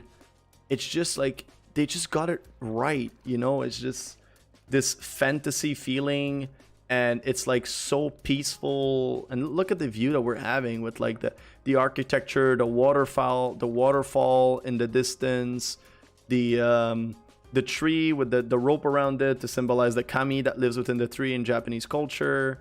So I don't know, it's such a peaceful atmosphere, you know. And I don't know, it's like the color scheme, the green fog that's kind of around the region at all times, the beautiful like azure lake that's very clear, like right in the middle, and all that stuff, the little lamppost. I don't know, it's just such a beautiful zone. Like the goal was to make the zone, in my mind, like the goal was kind of like making the zone look like peaceful and stuff, and in my mind they absolutely nailed it. They absolutely nailed it. Sorry, I don't know what's going on. My live chats and like whatever on a separate computer on my laptop, and it's kind of buggy right now, so I cannot see what is going on.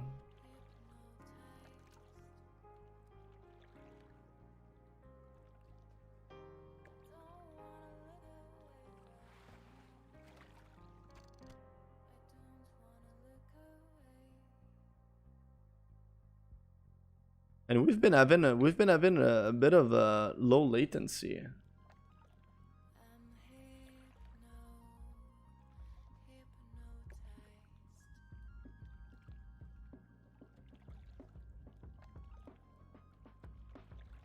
Let me fix this.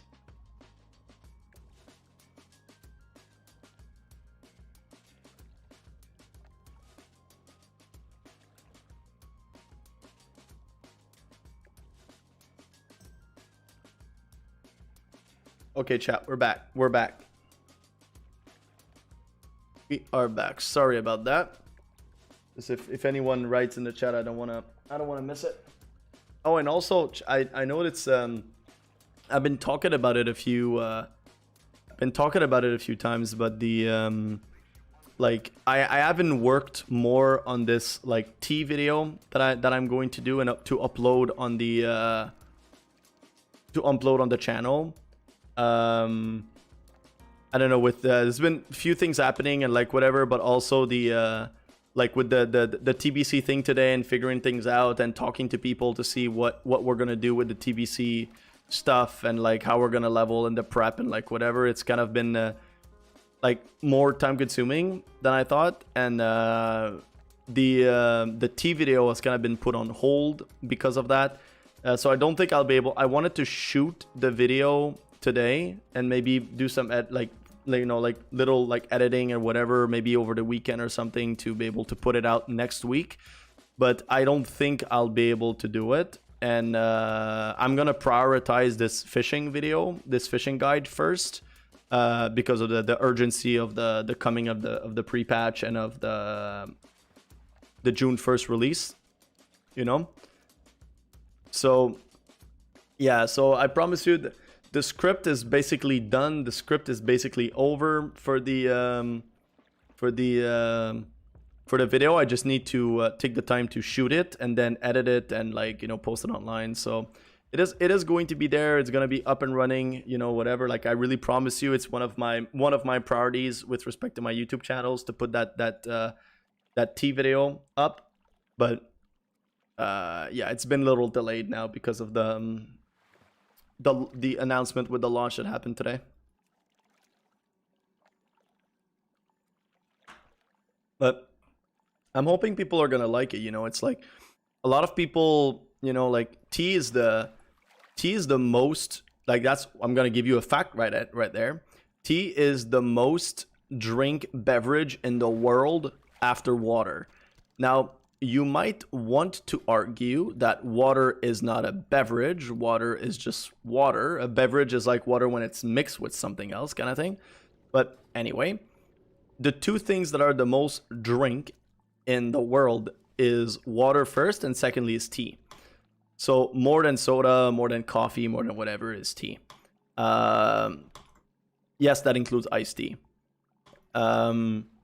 So like a lot of people like tea, they drink tea, they like whatever, but they don't necessarily have the story behind tea, and not just the story, but also like the philosophy behind tea, but also it's more importantly the historical cultural context that made tea a thing, right? So like tea was invented in China, and there's a particular story behind it. And the first book of anything that was ever recorded on tea was written in 762.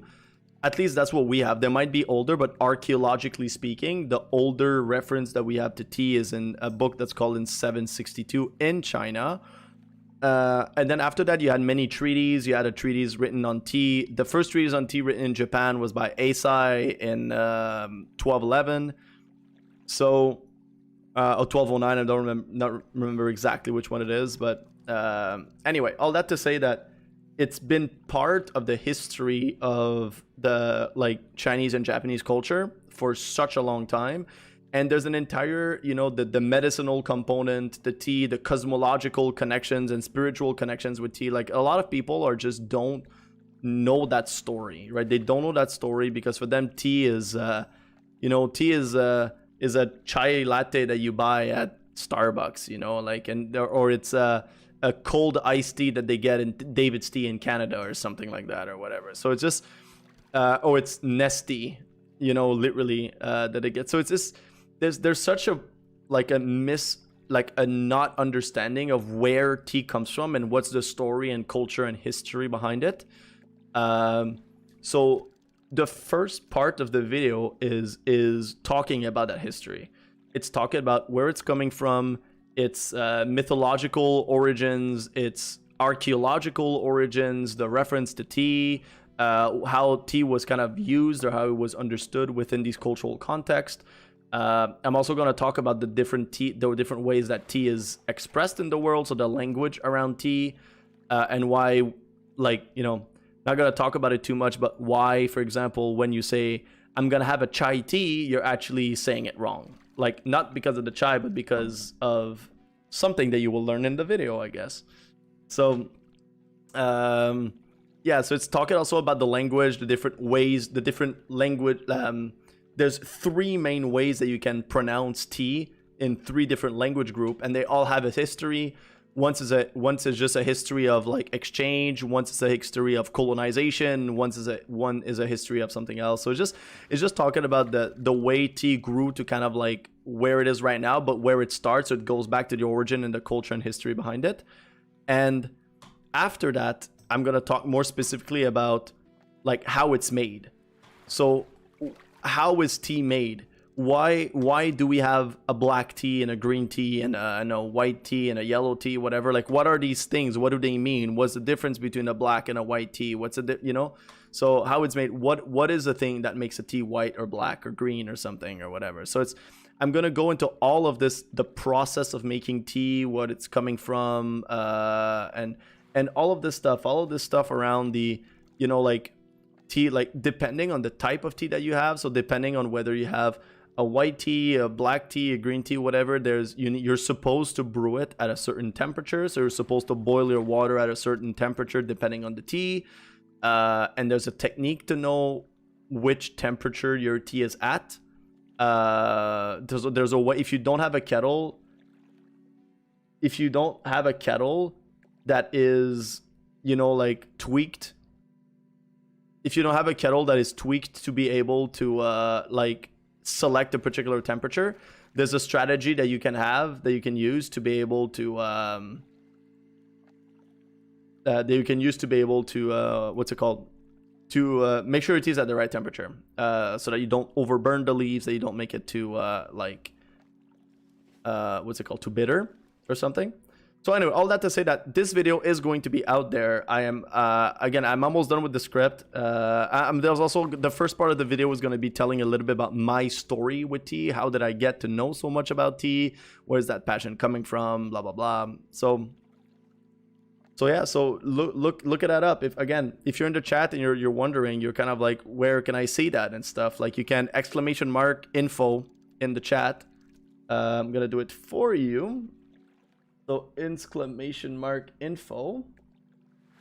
and with that, if you click on that link, it's gonna bring you to a welcome video where on my YouTube channel, where I literally explain what the channel is about, a little bit about me, about my history, about what I'm doing, who am I, all of that stuff.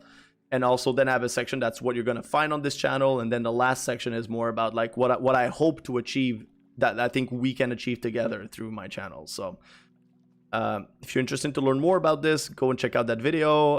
If you like what you're seeing, please like the video, subscribe, hit the bell notification, you know, to see whenever I'm gonna upload something new. But I also stream on Twitch, as like most of you are on Twitch, so you all know. But I also stream on YouTube at the same time. So, you know, if you see this video, this Twitch stream or whatever that I'm doing right now, this live stream on YouTube, then, you know, if you hit the notification, it should be able to tell you whenever I get live again, you know. And the same thing for this stream. Like, you can at the stream, like, for those who don't know, you can hit the follow button, like, you know, Misma did a while back. So like, you can hit that follow button, but the follow button might not necessarily tell you when I go live. Right beside the follow button, there's a little bell button. I think it's a bell looking button, I'm not entirely sure. And that button allows you to have notifications. So you need to actually click on the notification thing and allow for notification to happen for you to know when I'm going to go live. So yep. Oh, I like this song.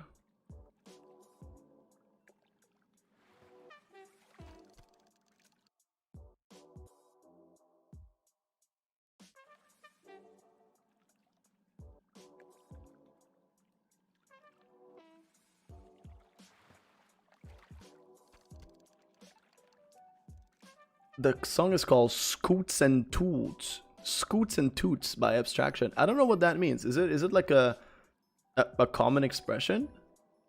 Scoots and Toots. I don't know. English is not my first language, so sometimes when I see these expressions, it's like I guess I'm kind of supposed to know them, but I don't. So. Oh, and also, chat. That's also something so exciting. It's actually like if I can be completely honest. Okay, I know there's let's forget, you know, like the TBC stuff and like whatever, like for 1 second, because that's like a huge excitement, whatever. One of the things that I am the most excited about lately, that's been always there in the back of my head pretty much no matter what I do, is I went on Fiverr. And on Fiverr, which for those who don't know, it's a site where you can hire kind of like freelance artists to be able to do stuff for you. So you can hire freelance artists to do something like your Twitch overlays or your icons or whatever you might have.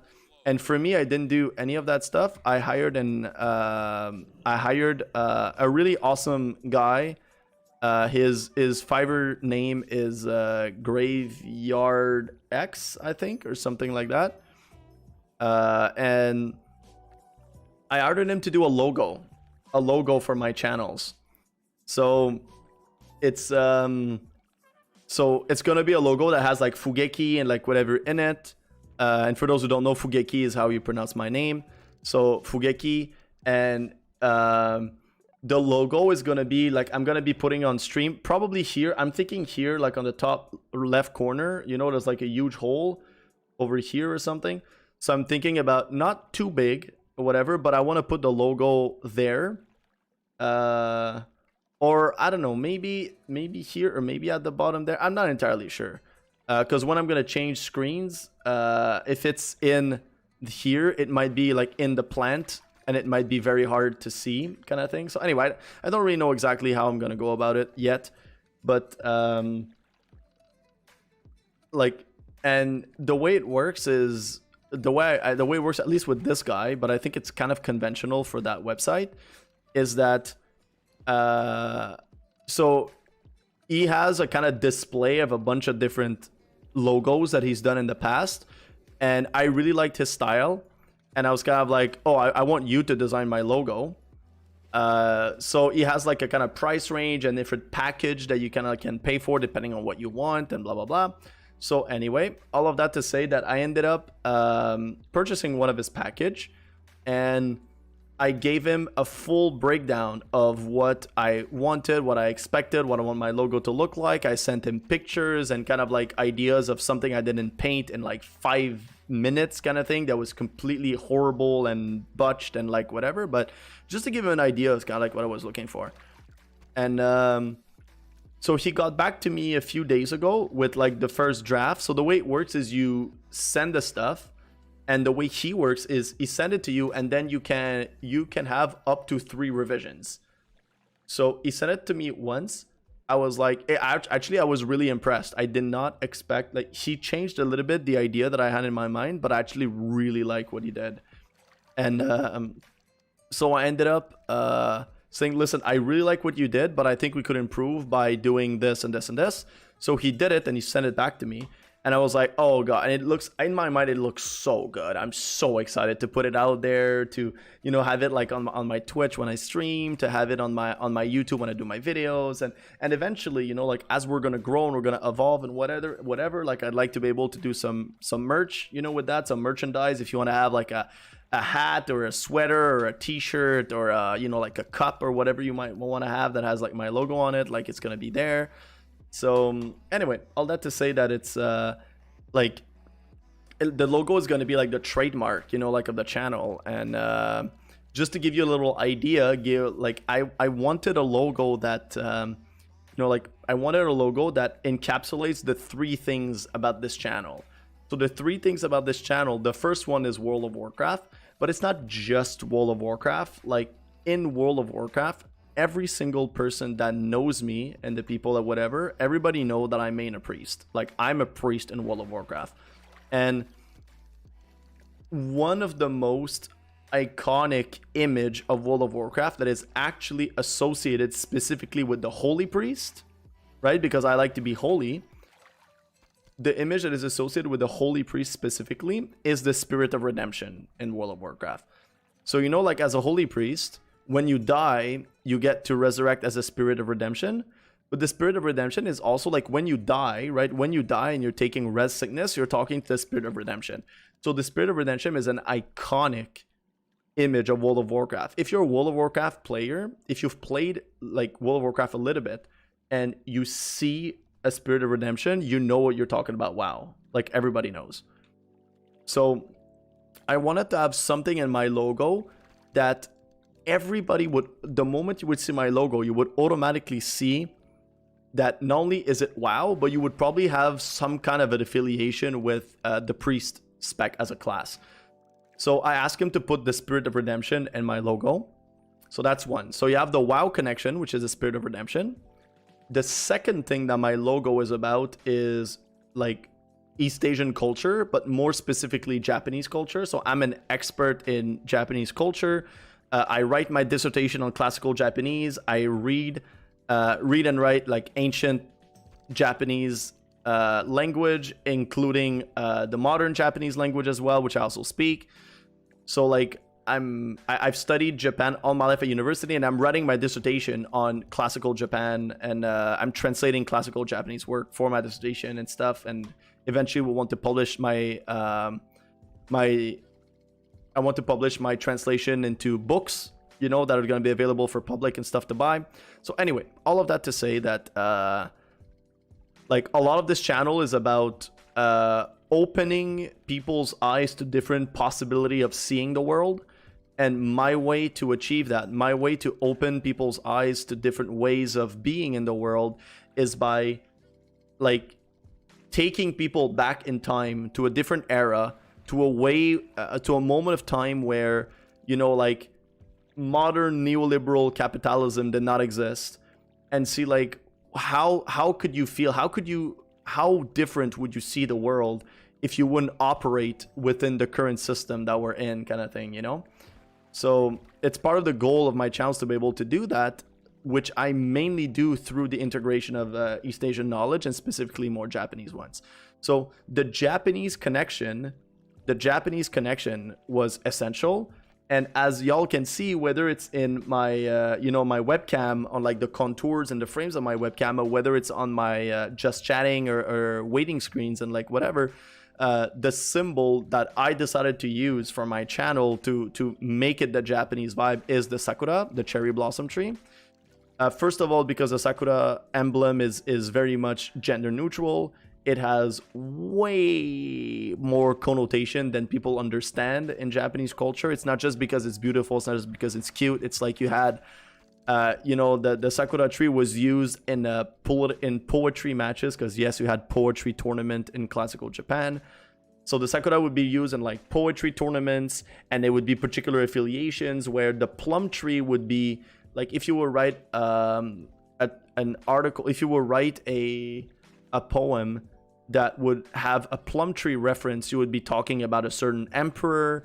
And if you would have the sakura in your poem, you would talk about a different emperor, and that could be, they would be like competing kind of like political allegiances, and making reference to one another, either to critique or support it, was emblemized by the sakura and like something else. So the sakura has a huge history, that a lot of like an emblemic, symbolic history in Japan that is like everywhere, that a lot of people are not aware of. That is, again, it is gender neutral, it is all of that stuff. So I wanted to use something that represented Japan without necessarily be about like something very masculine like the samurai, or something very feminine like, Hello Kitty or like whatever. And also, I am not like, I know anime, but I'm not an anime fan by any means. So using something that was specifically more kind of geared towards anime, whatever, was not necessarily a reflection of me and what I appreciate and like about Japanese culture. So I chose the sakura. All that to say, I chose the sakura tree to be able to be the symbol on my channel that would represent my connection with Japan. And so you have two things that is there, right? So you have the WoW connection with the Spirit of Redemption, the Japanese connection with the sakura tree, and lastly, you have knowledge. So a lot of this channel, as I've mentioned earlier, it's about exploring new possibilities of being, new possibilities of thinking. It's about like showing people that there's different ways that you can think about the world, and whatever, that your way that you've grown in and you've internalized might not be the only way to be able to do things. And I do it from a perspective that is inherently political and inherently critical, right? It's critical because I've studied my PhD is in political science, and I'm a political theorist specifically. So I study the theory of power and power relations, and how power gets to grow and be transferred over time, and what's the impact of the current organization of power structures in our society, and how power operates, whatever. And one of the different ways that power operates in our society is through normalization and categorization and stuff like that. And I'm not going to go into it right now, but all of the structures that we have that are embedded in like white, patriarchal, homophobic, capitalist, neoliberal, sexist, racist underpinnings that are everywhere, permeating the entirety of our societies, for me is problematic, and it needs to be dismantled. It needs to be addressed. It needs to be deconstructed. It needs to be, this knowledge needs to be mainstream, So educating, and it's a big part of what I want to do with my life, with my career after my dissertation. I would like to be able to be a prof at university and doing all of that stuff. And so a lot of this channel is about taking my academic work that orbits around education.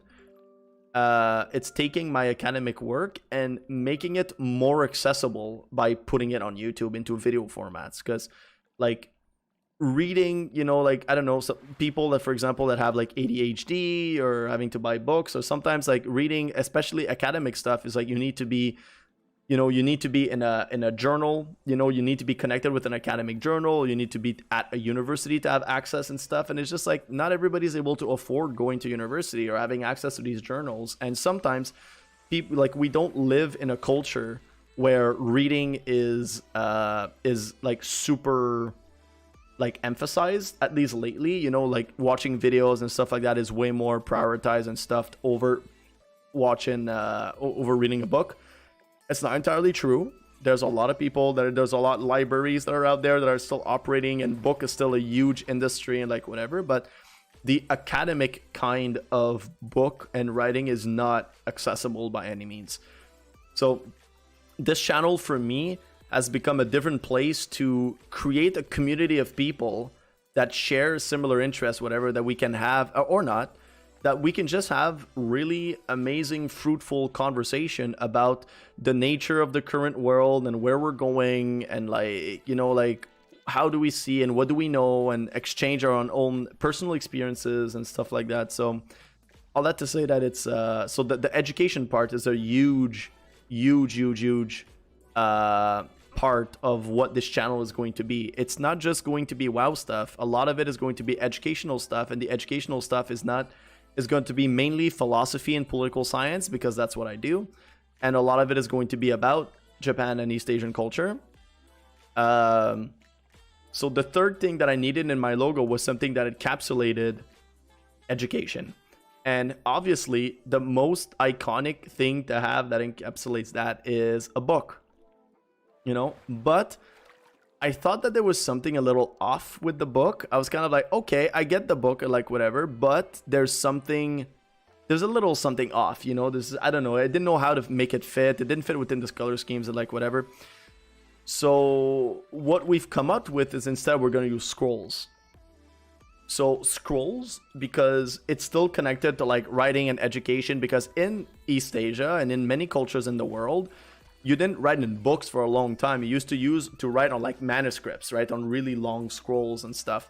So the scrolls has this, not this educational, you know, like feeling to it, but at the same time, it's educational that is like old, you know, it's talking about the ancient stuff. Nobody does scrolls anymore. It's about like ancient things, which is very much what I study and where my interest is, in the ancient world. So yeah, so my logo, the logo that we've come up with I'm not going to give you exactly what it is. I'm just going to give a little like, you know, like a little teaser, you know, it's like, it's going to have three things that encapsulates the main three things that I want for my channel, which is my channel, I mean my YouTube channel, but also my Twitch, you know, is a clear WoW connection that is connected with the priest as a class. So, and we chose a spirit of redemption to be able to achieve that. A clear connection with Japan, a connection that is non-political and gender neutral. So we chose the Sakura. And a clear connection with knowledge, especially knowledge of the ancient world, because that's my specialty. And we decided to have scrolls out there. So imagine what you will with these three things. But so far, what he's sent me, I really liked it. I sent in 2 revisions so far. Yeah, I sent in 2 revisions. So I think tomorrow he's supposed to send me his like third what is it, his third concept, right? His third like draft, if you want. And if ever everything is all right, we're just gonna move on with that particular draft. And if ever there's a few little things to change again, then I'm gonna send it my third revisions, and then whatever he's gonna send me after is gonna be last. But at this point, we should haven't figured it out, because the changes that I asked him to do for this time, like the little change that he did, well, actually it's very little, it's very, very small. And I really do believe that if he makes the changes exactly in the way that I've envisioned it, like, it's gonna nail it, you know, it's gonna be exactly what I was hoping to get and something like that. So seeing how it's been evolving and seeing how it's been, you know, like growing and all of that stuff, like from the first draft from the sort of thing that I sent in to the first draft he sent me, and how it's growing, I'm just so excited about it. I'm so excited. And then I want to take this logo and put it as my introduction page on YouTube. You know, I want to take it and have like a really cool animation, and like the logo is going to like do something, and then poof, there's going to be an animation, and at the end of the animation you're going to have like my logo, like first screen. So maybe like every single one of my video would have the same introduction, and the introduction would be my yeah, the introduction would be my logo that would just have like a cool animation and then appear, and then like maybe like some sound effect or whatever connected with it that's going to be pre-recorded. It's going to play for all of my videos, and then from there, like, then after that the dialogue or the gameplay or whatever like is going to start. So like having this whole thing set up, you know, this whole thing set up with having like the same intro and the same outro for every single one of my video, and the intro is going to be specifically my logo. That's just like for me, for my stream, for my thing. You're gonna see my logo on my stream, you're gonna see my logo on my videos, you're gonna see my logo in my intro, and eventually there's gonna be merchandise and stuff around it. So it's just I don't know, it's just very, very, very exciting stuff. And it has occupied my mind a lot. As you can see, I've been thinking about it a lot, but it's one of the things that I'm the most excited about, I would say, kind of lately around, you know, my streams and around my channel, whatever, is to finally see what my final logo is going to look like, you know. And we're almost there. I sent in my last revisions yesterday. Today he told me that he'd be working on it, so I think it's going to be ready tomorrow. And whenever I'm going to put the fishing guide up, whenever I'm going to be ready to put the fishing guide online, I will I'm hoping that the logo is going to be ready then to do the introduction page that I've talked about.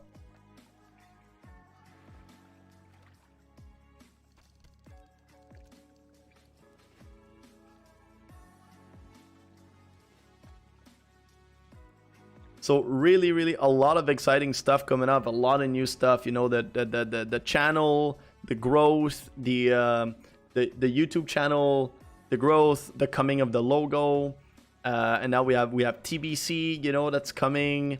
We have all the preparation and organization and everything around TBC and you know, whatever. So it's just, I don't know, there's a lot of really cool stuff, you know, happening, and I'm just really excited about it.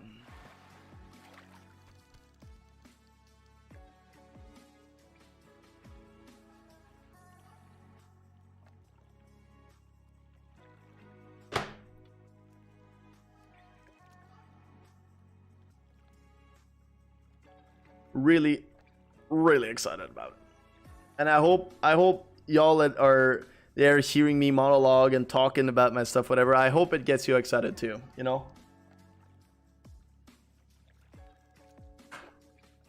Obviously these platforms, you know, like these spaces that I'm creating with Twitch and with YouTube, whatever, they're not just for me to be able to, like, a big part is for me to be able to, like, you know, express myself and let all aspects of my personality shine forth and all of my different interests and all that stuff, you know. Like, a big part of it's to, you know, like, obviously self-expression in a way that's meaningful, in a way that is like hopefully impactful, you know, in what I'm hoping. But a lot of this channel is not, like, it's not just for me, you know. A lot of it is for you guys, you know. It's for you to be able to just have a space, have a feel like a community, and a space where you can get in, when you can exchange, when you can have fun, you know. You can talk about whatever opinion you've had, you know, that you're going to be, you know, your opinion is most likely going to be, you know, respected, and it's going to be treated fairly. And, you know, obviously it's going to be not all, that's tricky, but, like, there are some things that are simply not going to be tolerated in this community, like racism, sexism, like ableism, classism, and all that stuff. Like, sometimes people are very much unaware of their own biases because they haven't had the opportunity or the time to be able to engage with them meaningfully, or to have the tools to be able to analyze their own thinking and where it's coming from. So again, a lot of this channel is actually going to help with that specifically. But you know, like, saying that all the opinion is going to be there and respected and, like, whatever, doesn't mean that you're allowed to come in here and tell someone, like, you know, racist or sexist or misogynist, you know, all that stuff comments. Like, it's not going to be accepted. So that's a very, very, very, very important detail to mention. But as long as the conversation is respectful, it's you know, it's being treated fairly, and as long as all of that stuff is happening kind of like in that spirit, then any point of topic of conversation, anything you might think of or whatever, is going to be up for discussion, is going to be respected, is going to be engaged with very meaningfully, at least on my part, for sure. So, you know, like, that's a lot of this too. It's like, it's about, like, You know, like I have opinions that are very out there. I have very radical opinions about many things. I like to talk about topics that not a lot of people like to talk about, you know, like spirituality and things like that, and like the ancient world and different things. And so, like, this is supposed to be a space where we can all be together and feel free to talk about what we want, as long as we feel respectful. And whether it's about life, whether it's about philosophy, whether it's about ourselves, whether it's about video games, whatever thing you want to talk about, like, you know, you have a space to be able to do it. At least that's what I'm hoping to be able to create. And I want to stand by that. You know, I want to stand by that in the way the community is going to grow, you know, in making sure that we, you know, like we don't let like people, you know, like ruin what we want to create for ourselves. So yeah, so if that's, again, if that's of any interest to you, if that resonates with you at some level, please, like, you know, hit the follow button, hit the subscribe button, get your notification going to make sure when we're live. And whenever I'm live, or whenever you just want to write something on my YouTube comments or whatever that might be, you know, please come, you're welcome. You know, like, you are welcome. I like, you know, and the whole of the community welcomes you at the same time, you know. And come here and talk, like, no, if you're comfortable, talk to me about yourself, about what do you like, what gets you going in life, what you're going through. It doesn't have to be only positive stuff. Sometimes we're going through some rough stuff, and we need like a community of people to be there to support us, you know, to have a support network between members of our community is very, very, very important. And sometimes it's very rare to find as well. So, you know, whatever is going on, what you're excited about, what you're sad about, what you're stressed about, you know, come here, talk about it, talk to me, talk to the other people in the community. We're all going to be there for you. We're all going to be respectful and try to do our best to be there for you in any way, in the way that we can in these moments. So yeah, do not be afraid to talk. But again, it is not mandatory. If you like to stay here just for the chat and to hear my beautiful voice and to watch myself spill some tea on myself and stuff like that, you know, if you want to be there just to watch this stuff and just like for shits and giggles, or watch the gameplay, if you're just a WoW player that you don't really care about these topics, but you like the gameplay, you like what's going on, you like to see classic TBC and how it's going to grow and the preparation for it and stuff, then you're also at the right place, you know? There is no right way to be on this channel. That's kind of the point.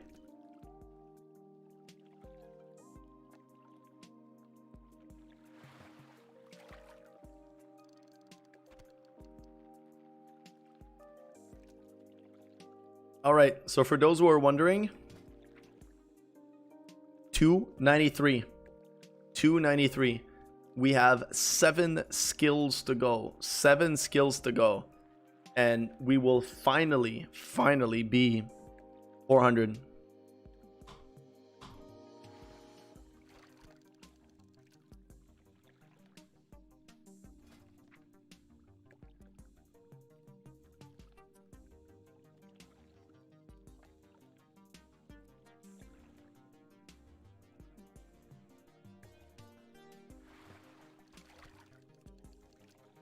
Not quite yet.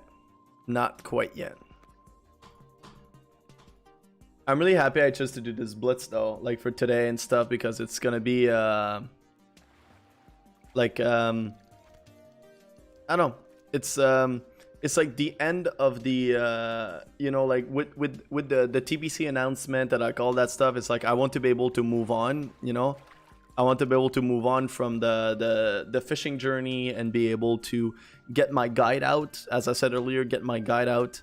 But it's not just about getting the guide out. It's about also like me, like spending this time in game to be able to do something else. Like maybe I want to try to just do a little bit of things to farm some gold. You know, like I do have 800 gold, which is good. You know, like it's enough.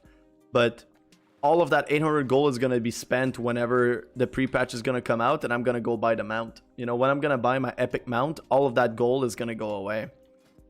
So yeah, and I'm not going to be reverent anytime soon. But yeah, like this whole thing, this whole gold is going to be gone whenever I'm going to buy the gold, and then after that I'm gonna engage in TBC with not a lot of gold going on. And I know that gold is actually super important in TBC because like you can use the gold for you can use the gold for like crafting. Oh, and that's the thing too, like crafting is actually so strong in TBC. Like crafting, like the tailorings. So tailors, and I'm 300 tailor. I'm 300 tailor, 300 enchanting. I actually maxed out my tailoring and enchanting yesterday. So that's good. That's good. Oh, we're at 294 fishing. So we're only 6 points left. It's like you have a mage set and you have a shadow priest set and a warlock set that you can craft. And I think for phase 4, I think, or phase, like the first phase or something of TBC, which would be tier 4, I guess. I'm pretty sure that like the crafted set from tailoring is actually best in slot more than tier 4 raid. So I think that the crafting TBC set is actually better and more powerful than the what you're gonna get from raid. So most of the mages and most of the warlocks and most of the shadow priests are going to go for that set. Like whenever they're gonna gear, but also for like getting into raids and like all of that stuff, because it's definitely better than what's it called? It's definitely better than dungeon gear. So that's gonna be a thing that I want to keep making it a priority, you know, of leveling the tailoring and whatever to whatever the max level is going to be. I don't know if it's gonna be 350 or 400. But leveling that, like, you know, as fast as possible to be sure to make a lot of gold from these things. But the thing is, a lot of the time, these very expensive, like, piece of gear that are, like, best in slot and, like, whatever, like, these sets, oftentimes they require reagents, you know, they require particular materials to craft. And the materials are not always, most of the time, the materials are not necessarily only available through tailoring. So you might need to use like a gem from jewel crafting and you know, like a flower from herbalism or whatever, or a potion from alchemy or something, right? So because it's going to be spread all over the place and there's no one particular way to like one thing that's going to give it all to you, then you're going to need gold to be able to purchase the other things that you need to be able to do the robe. And if I have no money going into TBC, I won't be able to grow to level my enchanting, especially enchanting, but my enchanting and my tailoring as fast as other people will, because I just won't have the money to be able to purchase the material that I need. It's really as simple as this.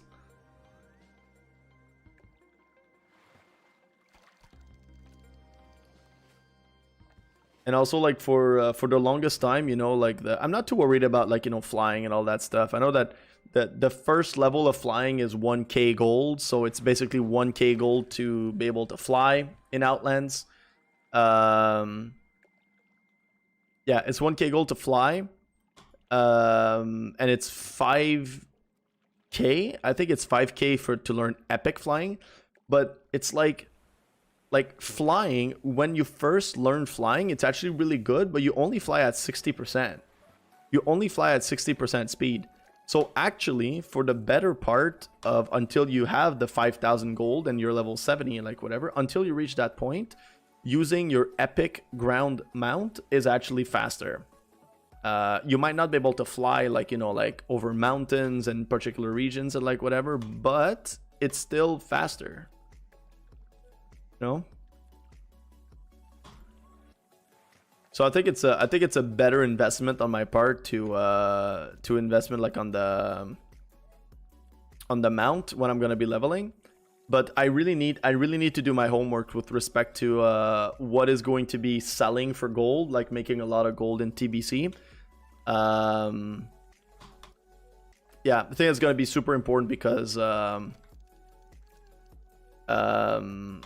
I'll have to farm gold. Like, it's something I actually don't like doing that. I don't like farming gold. I don't like maybe it's because I'm also just like playing healers all the time and whatever, but it's like I don't know. I feel like I'd rather just like, you know, farm gear and do dungeons and run like heroics and like whatever, and just spending a lot of time to like farm gold.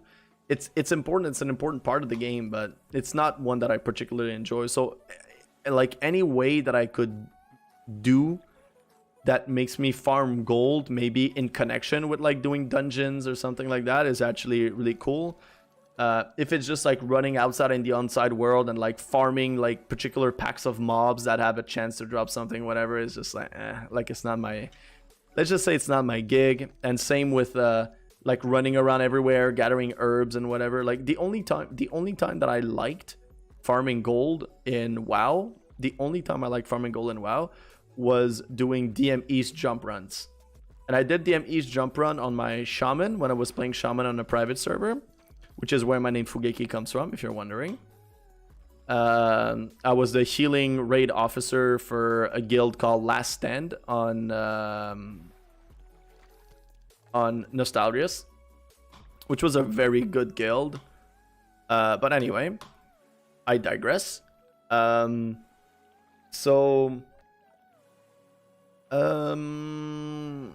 Yeah, so I was like I was going into DM East jump run. I had herbalism and I don't remember what was the other thing. I had herbalism and alchemy. Yes, alchemy.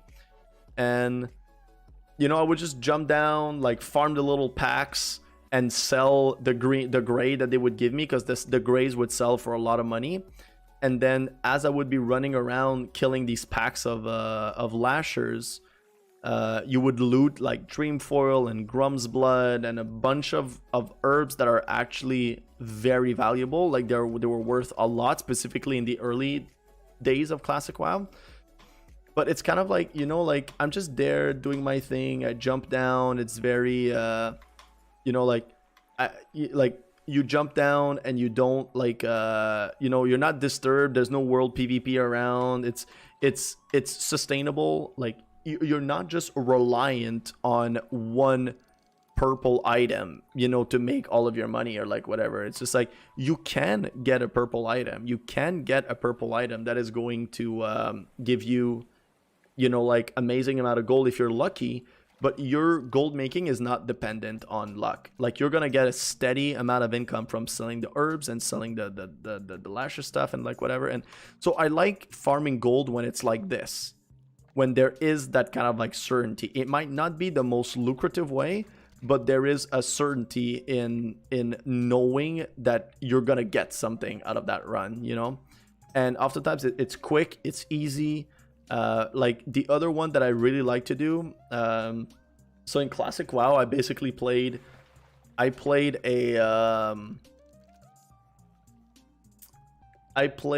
shaman, then a druid, then a paladin, then a hunter, and then I kind of came back to druid. And after all of this was done, whatever, then right now I'm playing a priest.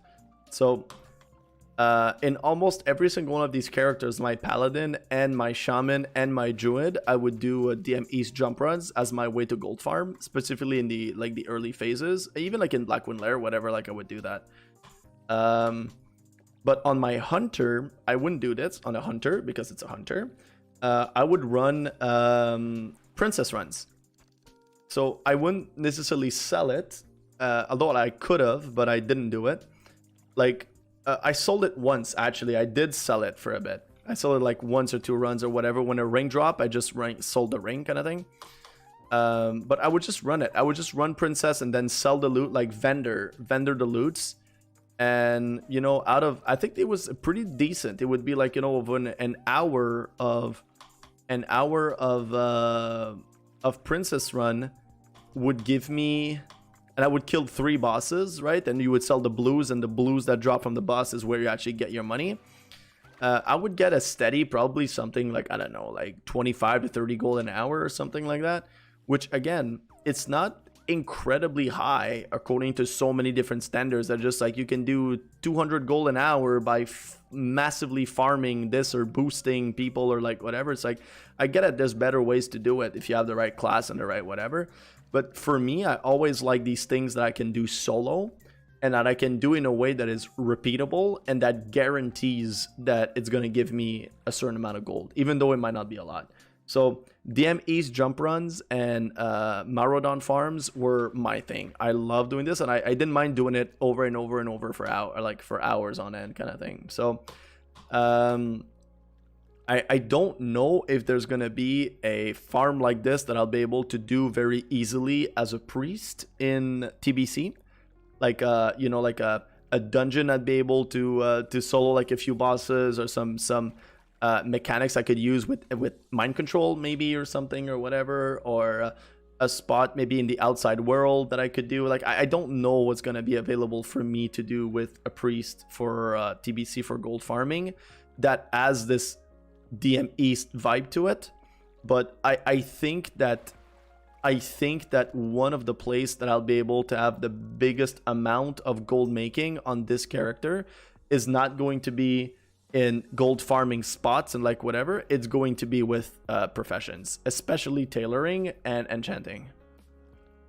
You know, getting the right enchants, getting it quick, and being one of the few people that had these enchants that are very important and all of that stuff, and where to get it. And when you are, then a lot of people is just like, because they're kind of mandatory enchants, like, I don't know, so I'm thinking something like a healing spell power enchant, stamina enchants, like whatever's available at the beginning, and enchanting on gear, you know, like these I think in TBC they have it, you know, these kind of like scrolls or whatever. They're not scrolls, but it's like you can enchant more stuff like shoulders and like whatever. So anyway, I think that selling these is going to be selling these enchants and the gear, particularly the warlock set and the shadow priest sets, whatever, that are going to be super in demand, because shadow priests are really cool and really awesome and very unique, but also very good in TBC, whether in PvP or in PvE.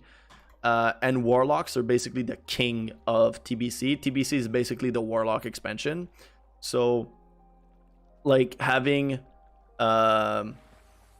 like the warlock set that is super strong and super important for warlocks and like whatever, actually I think it's going to be a huge gold maker, especially for people that might be running warlocks as alts. You know, like they want a really good set that they don't have to like spend hours on farming, whatever. You just want to like buy the pieces because you have a lot of gold and just equip it kind of thing. Then these sets are going to be key to do that. So I think these are going to be my main gold making methods in TBC. So a lot of the farmings then wouldn't be farming, you know, it wouldn't be farming mobs for things, or for particular instances for loots or purples or like whatever, or stuff like the DM East jump runs, like farming mobs and then you sell the things, whatever. I don't think that's the way. It's going to be about farming the mats, right? It's going to be farming the mats like in very specific ways, a very specific location, whatever, to be able to craft these items that are going to sell for a lot. So I think that's going to be the main way. I might be wrong. I need, like I said, I need to do more research about this. I'm still new to TBC. I know a lot about Classic, and I'm very confident about my knowledge of Classic WoW, because I've played it so much on so many different characters, and I've done so many, like, you know, I'm the theory crafter, you know, kind of guy, that I had my own spreadsheets and my own stuff and like whatever. So I was pretty intense about that. Especially about the druids and shaman, mainly about the druids, but also about the shamans. I didn't do it that much for the pally and this guy, because it's pretty straightforward. What you need, you know, just go for healing spell power kind of thing. Anyway, so yeah, I need to do a little bit of that. I need to do a little bit of that prep for TBC, and that's why it's kind of scary to me that it's coming out so soon. It's so exciting, and I'm so happy, but at the same time, it's just like, dude, I feel like I haven't prepared enough. Like, maybe I prepared this guy enough, right? I prepared it. My professions are maxed out. I have some money. I'm not coming in with like 30 gold. I'm gonna have my epic mount. I'm gonna have good, decent gear. Well, you don't see it right now because I'm wearing this outfit to be able to fish. But like, I have good, decent gear, you know, to go into into TBC with all these amazing items. Today, my last MC with my guild on vanilla. It's the last MC we're gonna do before classic starts. I got the Eye of Divinity, and I already have Eye of Shadow. So I'm gonna do one of the next thing I'm gonna do is do that benediction quest, the benediction quest to be able to get one of the most amazing iconic staff in the entirety of vanilla WoW, classic WoW, I should say.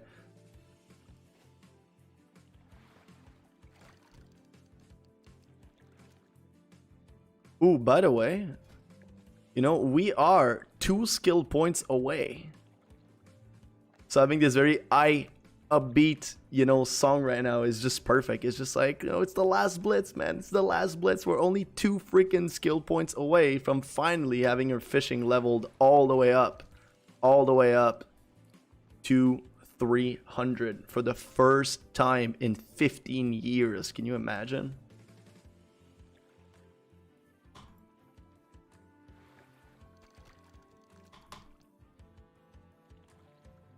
Oh, the other thing too, talking about gold making, and it's actually why, like, you know, it's actually why I leveled fishing all the way to 300. It's precisely because, like, at least right now, fishing is a very good way to be able to make gold in World of Warcraft, in Classic. It's a very good way to make gold in Classic right now. And I thought I'd be able to make a few, you know, maybe like 1,000 gold or like whatever, reach 1,000 gold before like TBC arrived. So I was kind of happy. I was like, okay, I'm gonna level officially to 300, and when 300 is gonna hit, then I'll be able to, you know, to fish, to get some money, like, you know, out of fishing and like whatever. But now it's just like, I'm finishing fishing today, and then in 2 weeks is the pre-patch. So it feels like my opportunity to make gold out of fishing is kind of like vanishing, you know, like every single day. But I do think that fishing in TBC, in TBC is going to be a decent way to make money as well. I don't know yet. I don't know what's good. I don't know what's going to give you food buffs from cooking. I don't know if fishing is going to be related to cooking and how good it's going to be. Like, I actually don't know. But I know that, like, a lot of stuff that gives you food buff in TBC, in Classic and TBC, like whatever, not a lot of people take the time to level up cooking all the way to the top, or not a lot of people take the time to level fishing all the way to the top and like whatever. So, like, sometimes, like in a guild or something like that, you have very specific people, like only a few people that actually have leveled up fishing and cooking all the way to the max level to be able to do these stuff, and then you get to sell your items and you get to sell your products like good, because everybody needs it, but not a lot of people take the time to actually level it, you know. So that's kind of what I'm aiming for, and maybe again a combination of selling the stuff for tailoring, doing the enchants, and selling the stuff fishing for food buffs for raid. I think this might be the main 3-way I'm going to be operating to make my gold in TBC. But I need to check it out first. I need to check it out. I need to check out what sells, you know, what's good. I need to check it out, how to do it, where to fish. So again, it's all that preparation, right? All that preparation coming into play, and I just feel like I wish I'd had more time, you know. So chat, we are one skill away from reaching 300 in fishing for the first time in 15 years. Let's do it. Let's do it. Let's do it. Is it gonna be now? Is it gonna be this fish? It is not this fish. Is it going to be this fish? And what fish is it going to be? I'm going to take a guess, okay? I want to be not only that we get the skills, but I want it to be a raw Nightfin Snapper. I want it to be a raw Nightfin Snapper because the raw, you can make the Nightfin soup, which gives you MP5, and MP5 is a stat that specifically healers will want. So, So I want it to be iconic. Not only do I reach the max level, but I reach it by looting an item that is actually exactly connected to being a healer. Which is what I am. Ultimately, no matter what class I play and like whatever, in WoW, I'm always a healer. I've always been for 15 years.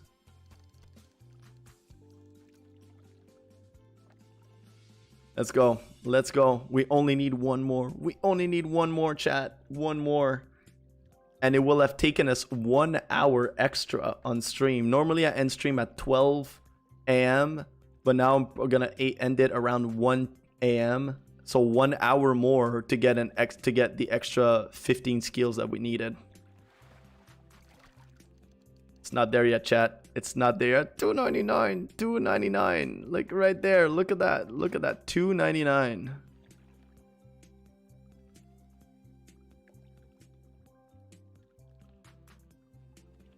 $2.99. Are we gonna do it, chat? Is it this one? Ah, it's not this one. Ah. Is it this one? And is it going to be a raw Nightfin Snapper?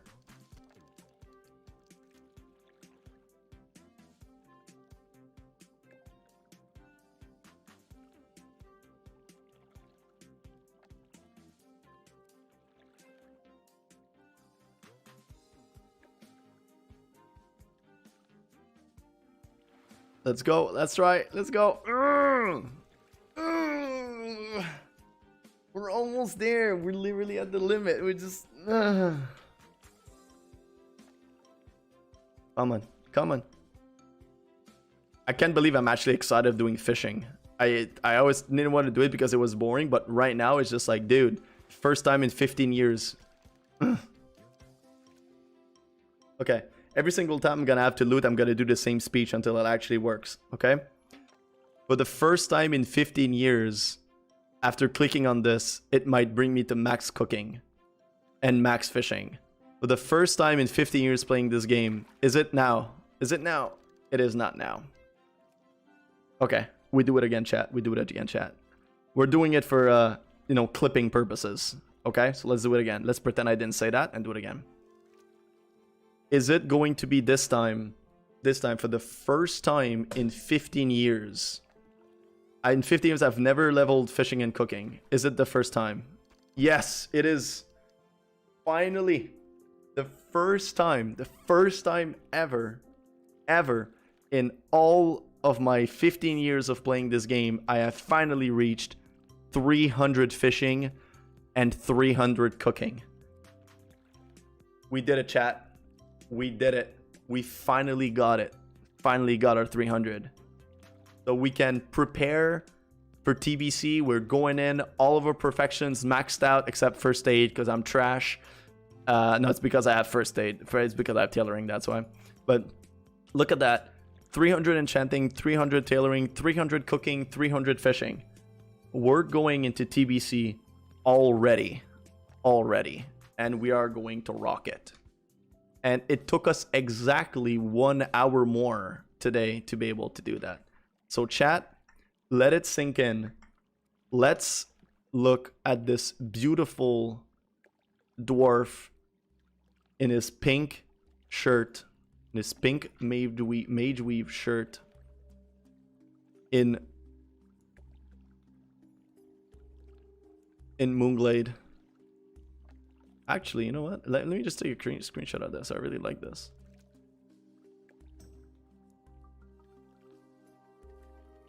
Okay? Let it sink in. Because this is probably going to be the last time you're going to see me wearing these clothes.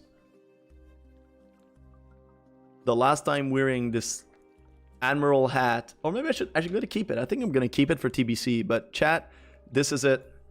This is it. We have reached 300 fishing. It has took us about 6 or 7 stream of an hour and a half to get here with a lot of chatting and some traveling and stuff in between, but we've made it. And what better place to do it than in this amazing, beautiful landscape of Moonglade with this very calming music. But that being said, This is the end for me, chat. This is the end of the stream for today. We have finally, we have got it. We have got our 300. As y'all know, this month, like I'm gonna take little bits and pieces of screenshots I took along the way, little video footage of the streams and how it evolved like over all this time, and I'm going to put it all together and put it out there as a guide, a fishing guide for people to fish from zero to 300 before TBC comes out. If you want to do that last blitz, a step-to-step guide to be able to go into TBC having your fishing and cooking all the way to 300. It's going to be out there for people to watch. You know, if you're an level 60 Alliance character, it's going to be very easy for you to do. So, yeah, but that's it for me for today, Tad. That's all I had. That's all the energy I had to give. And we've got it. You know, we're there and we're really happy. So, thank you all for coming. Thank you. Great conversation with Alfred earlier. Really appreciate you popping in, friend. But also Misma, I really appreciate the follow. Welcome to the chat. Next time you pop in around, feel free to say hi. You know, introduce yourself. I'd really like to get to know a little bit more about you. And for all of the rest, thank you for staying in. Thank you for watching. Thank you for tagging along. And I hope to see you soon. I will be streaming again, just as a wrap up. Sorry, I've got it all over the place. I'm kind of super excited and tired at the same time. I stream from Sundays to Thursdays. So Sundays to Thursdays from 10:30 p.m. EST to basically 12 a.m. EST. So almost every single day, I'm going to be streaming from this time from 10:30 to 12 EST. Feel free to pop in anytime. If you like what you're seeing, if you want to be part of the community that I'm trying to create here and I'm trying to establish, please hit the follow button, hit the like button, put on the notifications to know whenever I'm going to be live. You can also, you know, go on my YouTube channel. It's also Fugeki22. Go with the content I'm going to be putting out there. I'm going to be uploading not just WoW stuff. You have to want more information about this, you can !info in the chat. And I'm also streaming there at the same time. So if ever you want to watch, whether on YouTube or on Twitch, my schedule remains the same. So you're always feel free to come and talk to me at any platform you wish to choose. But this is it for today, chat. Thank you so much for tagging along. I really appreciate it. And I hope to be able to see you on Sunday. So thank you very much. Bye-bye and have a great night. Thank you.